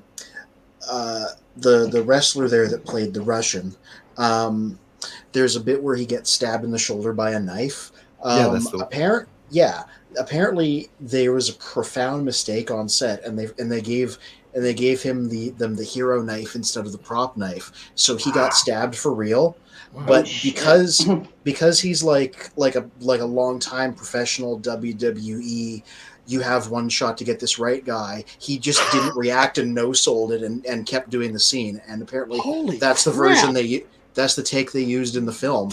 Unreal. I believe it. Because if you're a wrestler, you're used to doing painful stuff. High pain tolerance, but that was a big ass knife. Yeah, and also if you're doing WWE live, you only got one shot to get it. So apparently they brought him to the hospital right after, and they were like, he said, we'll call it even if you just all buy me a round of beers afterwards. Oh my god. Nice. Yeah. That I throws guess a- Who's that paying guy's the as crazy hospital as the bill? Russian he played. Yeah, that yeah, throws for in a real. lot of questions for it to be a real knife, because that whole incident with Baldwin, Baldwin? and yeah, Yeah. there's an actor from an older TV show on his YouTube channel. He was basically saying, the show that like a very popular show that he did back in the early 70s, late 70s, early 80s, they had guns and stuff on the set and everything, but he said the protocols in place that has to be done with any type of weapon, like in a sense that should eliminate an actual weapon from ever shooting anyone or any accidents, because it's basically like there's almost like 7 different verification steps before even the camera's rolling for a weapon to not be be a live weapon. Well, I mean, that's how what was it? Bruce Lee and Brandon Lee. Funny enough, Was yeah, Brandon YouTube- Lee the guy that Wanna know, played just brought it up. that died? Yeah. Yeah, it was because of that, I believe, that the safety standards were changed to be even more rigorous than they previously were. Mm-hmm. Yeah, but then we have that incident with Alec Baldwin. Right? Mhm. So like Yeah, so, how I mean- serious are these regulations? Well, Yeah. I mean, oh, sorry. Go everything- ahead. Here's a I was going to say, everything I read about that attributes it to pretty much just every single person on the chain not doing their job. Mm-hmm. Yeah, because I mean, it could be that thing. I mean, in a sense, if this actor was saying they were more strict with the rules back then it's, in a sense, it just got lazier as the decades went by, instead of the opposite, where it's like things were lazy back then, now we're more strict, which, in a sense, there should have been more accidents in the previous years than in the recent years. Which, well, there was an old historical film that had Elizabeth Taylor in it. I don't think it was Cleopatra, but it was it would have been like when Romans had chariots and stuff. Mhm. And there's people who actually got trampled by the horses pulling the chariots Yeah, old Hollywood in didn't the making care. of this one movie.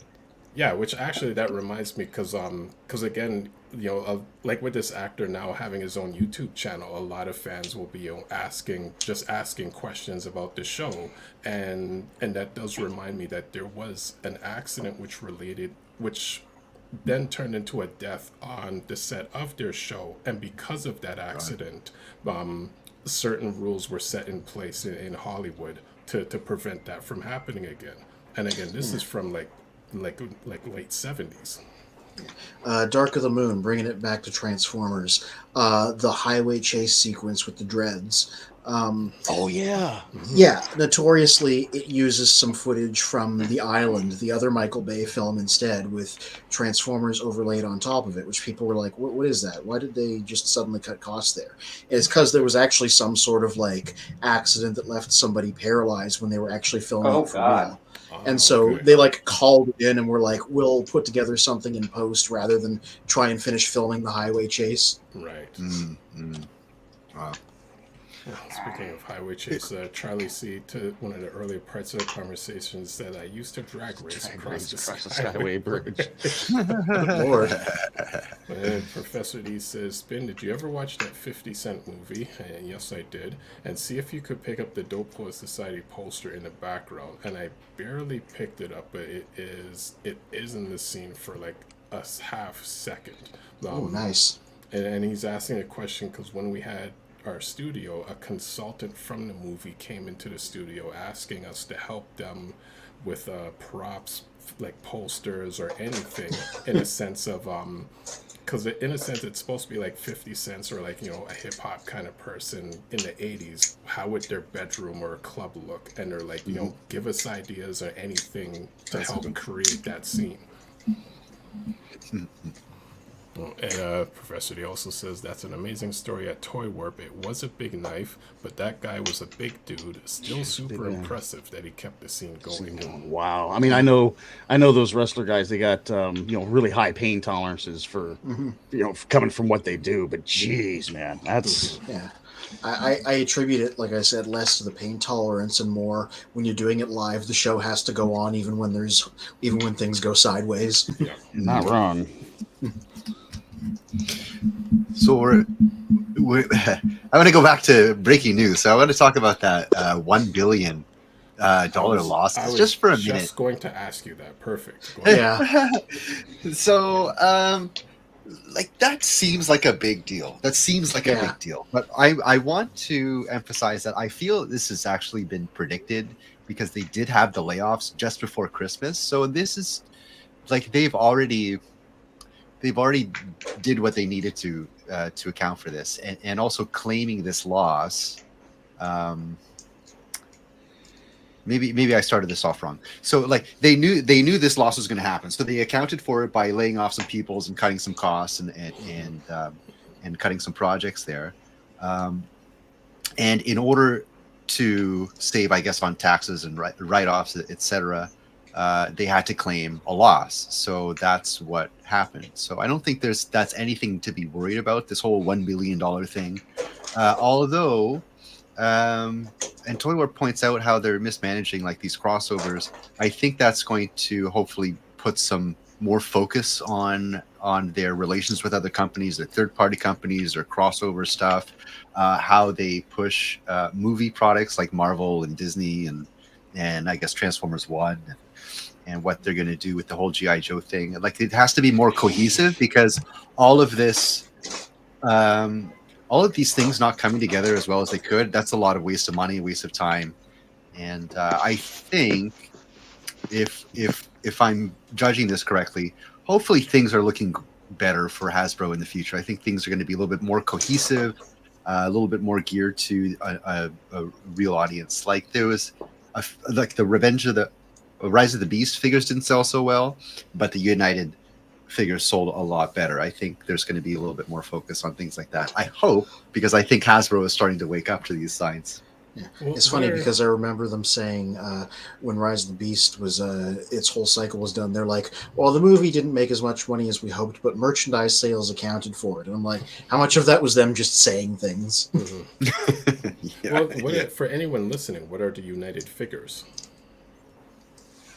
Oh, United figures. I'm referring to like the whole Legacy line, which seems to be Legacy geared towards United. an older audience.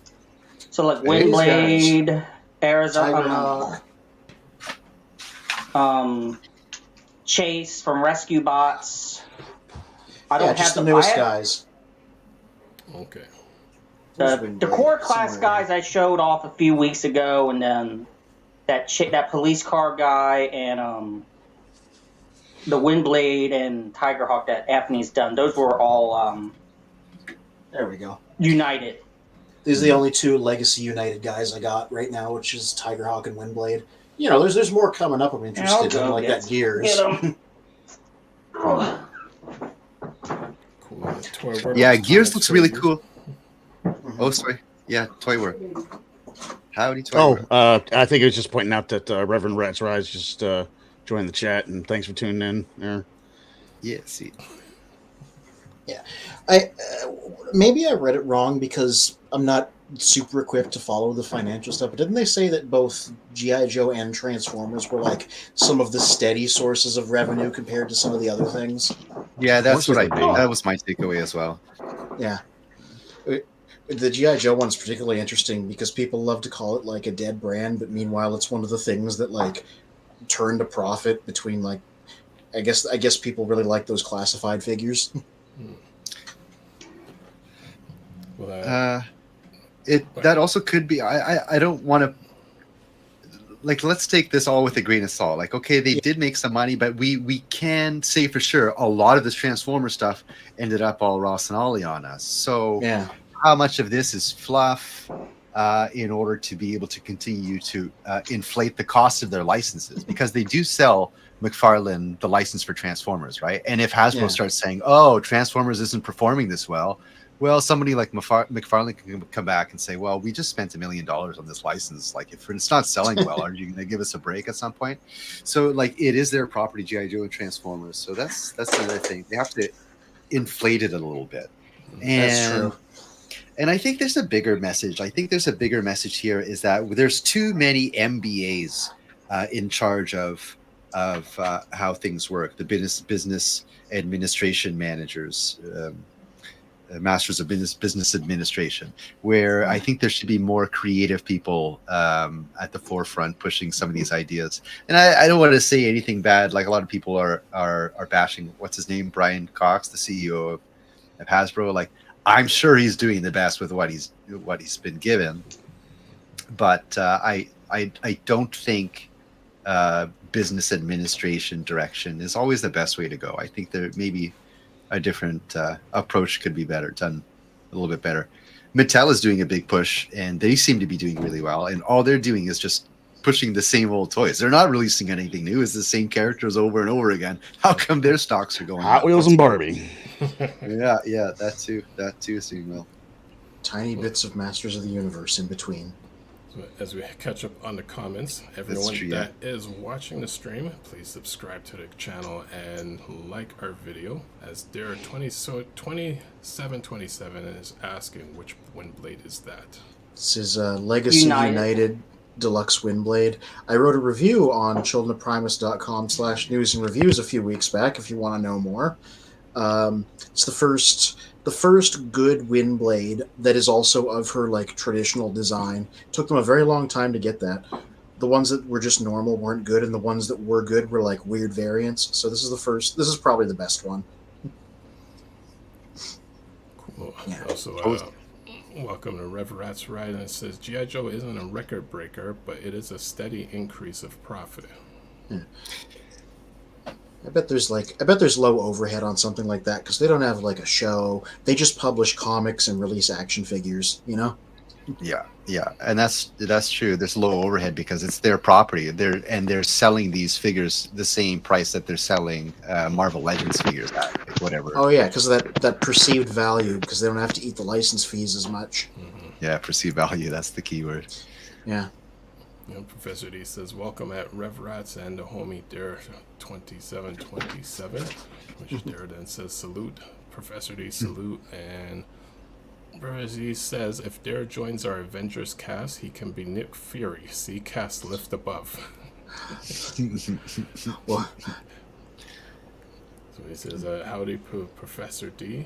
And Dare 27 will say, check it out on the site. childreofprimus.com. 1-0 says it's the logistics that's killing the bottom line, which transformers to consumers. yeah, I mean, I will say I don't typically gross about distribution because I always thought it was overhyped. I do legitimately think distribution's been kind of messed up recently. Mm-hmm. There's a lot of guys where I'm like, I don't feel strongly enough to pre-order them, but then they never show up at retail, so it's a little bit of a situation. One solution to this whole distribution problem would be to start manufacturing them in the United States. But if you start making them in the United States, there's regulations you have to meet. Costs would go up like crazy. So obviously that's not going to happen. It's cheaper to continue to do it in an unregulated land like China or Vietnam, and then deal with whatever the status of the world shipping is at the time. Yeah. And I mean, I guess if you're like me, you got to make a little bit more snap decisions about whether you want to put things on pre-order because you might never actually see them. Kind of assuming when I get to TFCon in the summer, I'm going to backfill a lot of things I missed, but that's not a guarantee either. Oh, yeah, as you That's mentioned, what my TFCon's for. Yeah, TFCon, we will be there in July. I believe it's the first or second week of July in Toronto/Mississauga. So we will be mentioning more information about that in the coming weeks. And Dare 2727 says, why wouldn't they do it in Mexico? And that's a good question. That's cheaper labor close to home. That's a good question. 1-0 also says next Mexico will be the next Shenzhen. You know what? That's a good question. India wants to be a new also manufacturer as well. What we've seen with India trying to compete with China doing this type of manufacturing is that India doesn't have the infrastructure to send things from point A to point B, whereas China is already built like is a giant manufacturing land. So that's something I could say. I'm sure Mexico doesn't have the infrastructure quite like China does. However, that being said, it's right next to the America. There was supposed to be some super highway at some point that they were supposed to build between Mexico and all the way up to Canada. I guess that got Trans-American Union. Yeah, I guess what the heck happened to that? Anyways, Mexico is probably a great idea because, or even some other South American countries, because I know they do manufacture somewhere in South America specifically for that cheaper figures. Because Latin America, they have some exclusive budget figures down there as well. So yeah, why not utilize some of those places? Well, if you look at like old Super Nintendo boxes, there was quite a few games that were published down in Mexico for the U.S. market, actually. You know, One and All says everyone's moving their manufacturing in Mexico.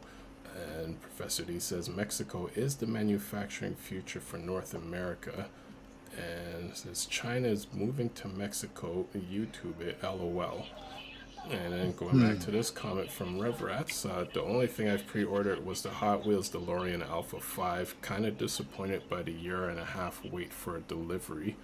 And then also says, but I'm very happy with the finished product. Hot Wheels DeLorean Alpha 5.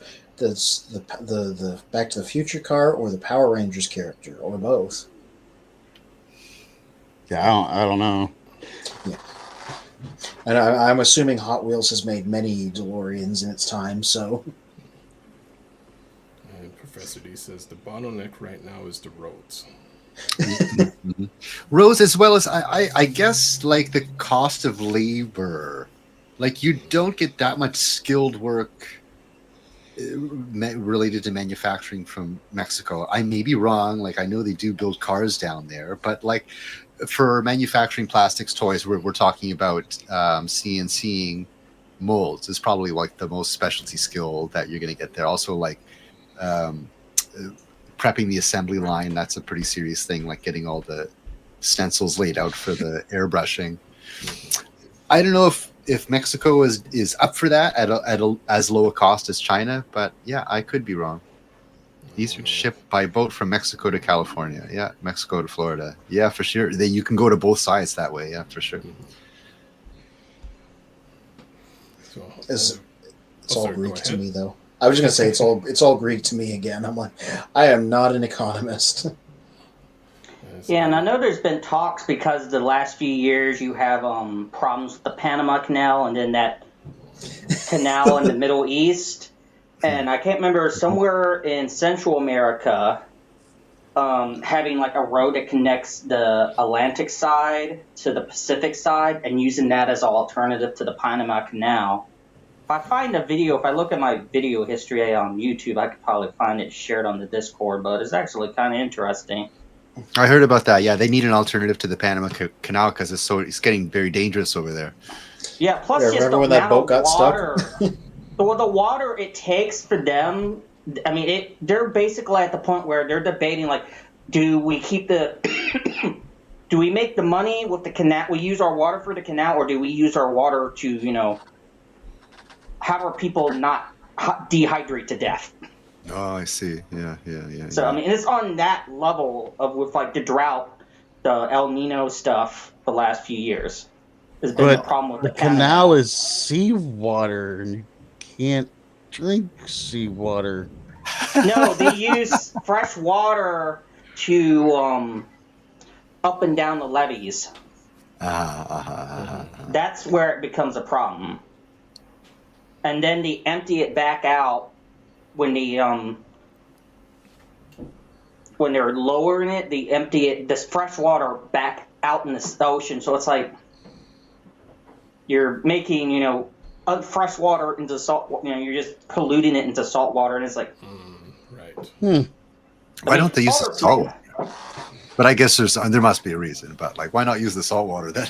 And then another big park with Central America is there's that one park where it's almost all where it's not very developed at all. Like when you get to where it's like pretty much like just jungle. And there's basically, if you drive from Canada, you know, anywhere from North America, and there's a certain point where there's no more roads because it's just that dense of rainforest. before you get into South America from Central America. That's the other problem.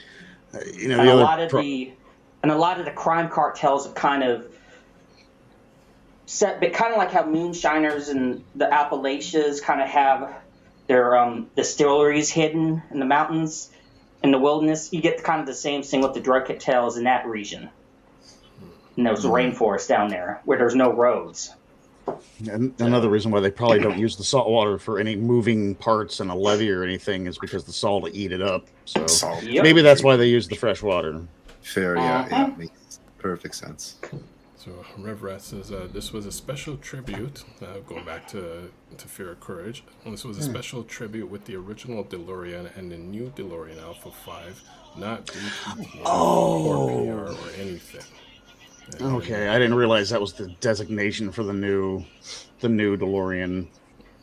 New DeLorean, the guy who bought the DeLorean factory parts, or Well, no, he's the guy that bought the rights to everything is producing the cars in Texas now, but he's also gone and made a new model of DeLorean as well. It was actually in the Fast 10, Fast X, Fast 10. It was actually in that movie. no, sick. It doesn't have gull-wing doors, so I wasn't impressed. I know, right? I can't have a DeLorean without gull-wing doors. Right? You know, Rev Rat's Red also says pre-order for $40 and currently selling for $125. Wow, nice. Love stuff like that. Charlie C says be now smuggling people Transformers. try cross the border. And 1-0 says Red Sea conflict, Panama Canal drying up, and pandemic logistics realization we need more manufacturing in the West.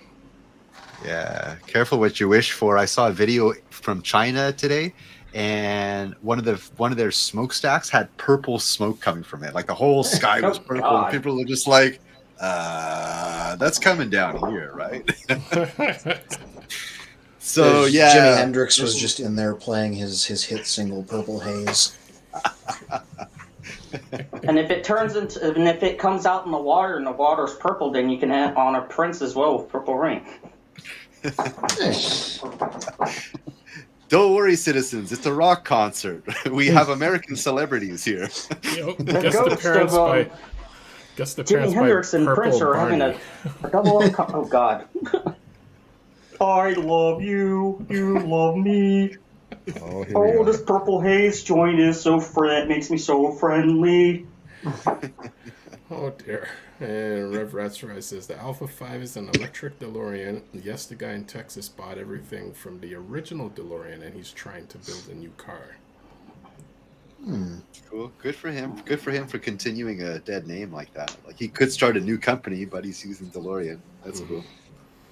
Well, there's still a market for it. That's why he did it. Yeah, they're selling like hotcakes, and now you can get them with the Chevy LS motor, like the Corvette motor in them instead of the crappy Citroen motor they came with originally. Oh, nice, nice. Because let me tell you, they were crappy, dude. I had a chance to drive one. I was, I don't know, 18, 19 years old, and I finally got to drive one. Sick. I was so disappointed. It don't sound nothing like the Back to the Future DeLorean. All that sound in that movie is dubbed in. It does not sound that cool at all. I was gonna make a joke. Like, did you drive like to 88 miles per hour?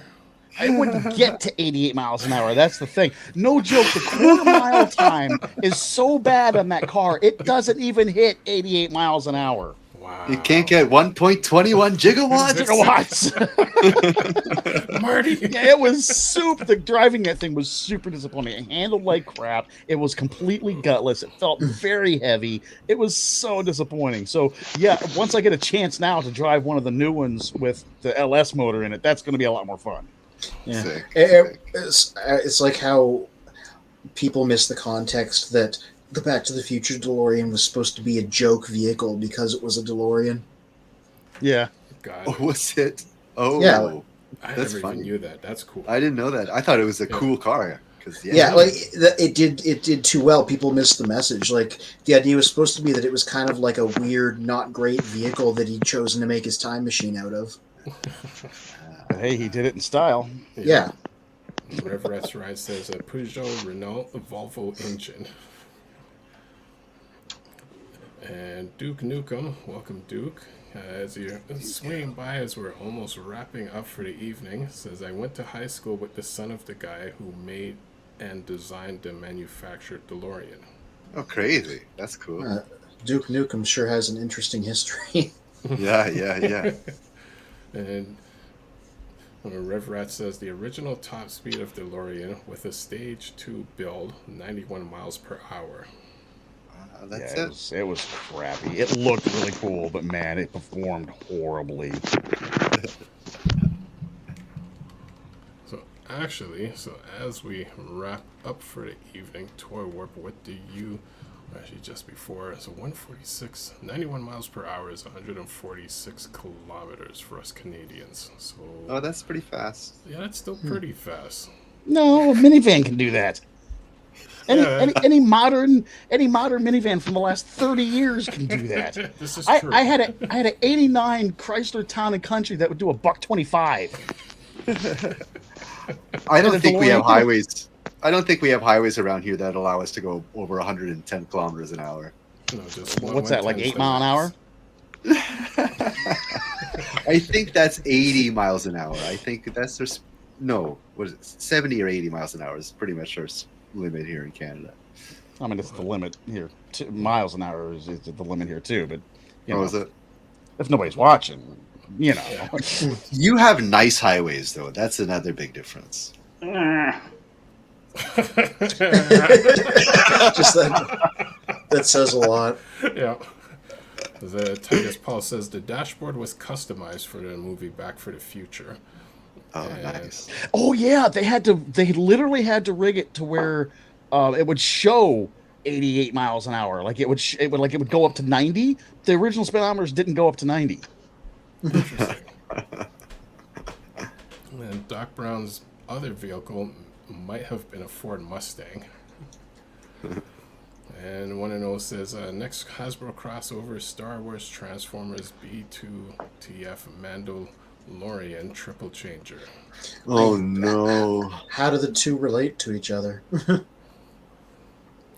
Remember, they've tried Star Wars crossovers several times now. They've never turned out very good. Never. And Rise says the handling was excellent because it was designed by Lotus. Ooh. Well, as we wrap up, we've hit our 2-hour mark, and we want to say thank you for everyone in the comments. Actually, I want to throw something into the comments. Everyone, just say hi in the comments, just for the fun of it. Toy Warp Vintage Reviews. What do you have coming up for this week? Nothing for this week for Toy Warp. However, on the Cruisers Motorsports channel, I just released a new summer drive video. Great cinematics, I think. It's actually probably one of my better summer drive videos, but I did it on the 95 Chevy Beretta. So, go check out the latest video on Cruisers Motorsports. Nice. Sweet. Cena Bockards, what do you have coming up for this week?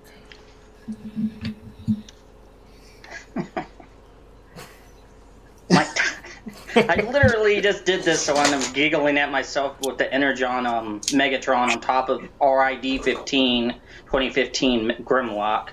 But if I ever get any nice weather, some decent weather again, because it just snowed here, I realized because I got the all the RID 2015 Autobots, and they eventually fight a version of the Decepticons and Minosaur. I thought I might take my legacy Minosaur and have them fight. Take some pictures of that. Otherwise, those Rise of the Beast armorizers. I was thinking I might want to draw those with their weapons and armor swap in the way I like and do them really monstrous looking. Nice. Because I remember the concept art for those toys is way more awesome looking than the toys themselves. So that might. Otherwise, I don't know what I'm doing at the art job place this weekend. We just been kind of, because it's already been Valentine's Day. So, what is it? St. Patrick's. Can't remember what other holidays are coming up, but St. Patrick's is around the corner. But I don't think we would be working on any stuff for that. But, Yeah, that would be an interesting stream for St. Patrick's. All green Transformers. Happen to have Speaking Cosmos of right green Transformers, got green Grimlock, so So Rev can't Rats, pinch me. It says the original speedometer went to 85 miles per hour. They put a silk screen speedometer over the original. And Professor, everyone's got their greens. Professor D says, Toy Warp, how could the DeLorean speedometer not go to 90 if you said top speed was 91? But Rev Rats answers, Professor D, in the U.S., it was federally mandatory for speedometers to read 85 miles per hour. Yeah, if you remember like 80s cars, most speedometers said 85. You had to have something like super high performance for it to go over 85. Oh yeah. So, it was kind of like best guess. I knew, like, with the old speedometers and the Chevy Caprices, where it would go across like this, instead of going around in a circle, it'd just kind of go across one line. I knew if I pegged it, I was doing $1.20. Okay.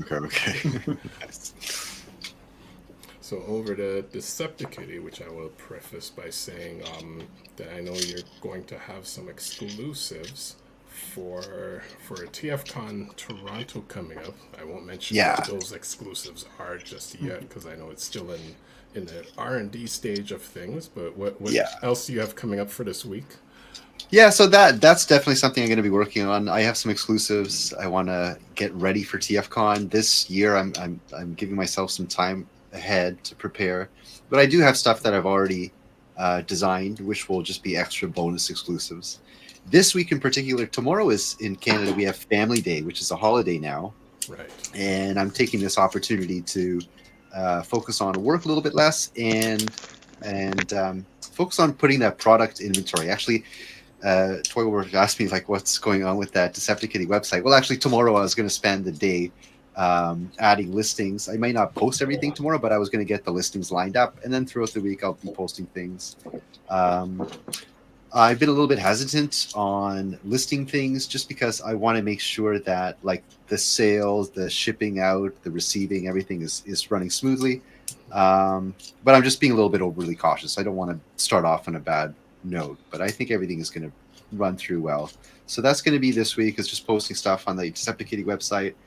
And I did promise myself I would do more this week than I did last week, because last week was just kind of a dud. So yeah, I do have some other things planned. I also wanted to do some Transformers artwork that I was beginning to work on, but I hadn't had time to finish up with. And yeah, doing a few more fun things because now I have some more time. Cool. And two more comments. Dare2727 says, I had a Caprice. Awesome. Caprice classics are awesome. They were awesome. And Rev Rat says, even the 80s Corvettes read 85 miles per hour. And and actually one more comment. Toy Warp, I love the DOT model in your screen. That's the one I had signed. Yeah, Rev was late for that. That's the one I got signed by Carrie Ellis when I went to MegaCon the other week. Carrie Ellis and Randy Quaid. Yeah, those are the autographs that you see on there. Rev. Here is Carrie Ellis's autograph, and here's Randy Quaid's autograph. And I got the slot car set signed too. And Carrie Ells did not know that there were toys of Days of Thunder and is going to try to track them down now. Yeah, I told them how much they go for and where to find them. Yeah. Well, you can find them through Toy Warp Vintage Reviews and buy each one for at least $23,000. That would solve a lot of problems right now. They aren't for sale, but for that price, I might consider it. So, and over to Fear of Courage, which I will say I did receive something in the mail for you, so I will be replying to that shortly. Oh, nice. Cool. So what do you have coming up for this week? Yeah. Oh, well, because I said I'm moving reviews to Fridays instead of Mondays, I didn't skip a week. I just backed up what was going to come out tomorrow. So Retro Soundwave with Laserbeak and Ravage is live right now on childreofprimus.com/news and reviews. Everybody can go read that. I'll pop it around my socials again tomorrow anyway. Taking an honest look, basically, at how an 84 figure stands up in 2024, just in general. This is one of the better ones, I think. But yeah, I go in detail in my write up and photos and stuff there. And then next Friday, as I said at the top of the hour, because the HasLab is a thing, I thought it would be interesting to go back and look at the old 2002 Spy Changer versions of Optimus and Ultra Magnus. You know, maybe you're like me and you're on the fence about the HasLab because that's a lot of money. Maybe I should have a look at the cheapest versions of these characters that you can currently get. I think they just still go for like $15, $20 on eBay, like loose. So that's kind of what you're dealing with. And then beyond that, I'll probably go back to looking at my retro figures that I picked up. I got Perceptor right there and Blaster over here. Yeah, the mirroring on my screen always messes me up when I try to like point and move. Yep. Yeah. So that's a few weeks worth of stuff right there. Who knows what I'll do after that? Who knows where I'll be and what I'll have 2 weeks from now. Cool. Well, thank you to all you guys joining in for the evening. Thank you for everyone in the comments. The comments Great were, comments or great crowd comment section tonight, man. You guys were a lot of fun. Yeah, amazing. So please like, subscribe, and hang out with us as we do every Sunday. And when we're going to at TFCon, we're going to once again try to do a live stream while we're at TFCon, but that's in July, months from now. But yeah, again, amazing experience with everyone in the comments tonight with you guys. And Rev Rat says, have a great night, everyone. Have a great night to you as well. And as we end the stream, as we usually say, till all are one. Till all are one. Till all are one.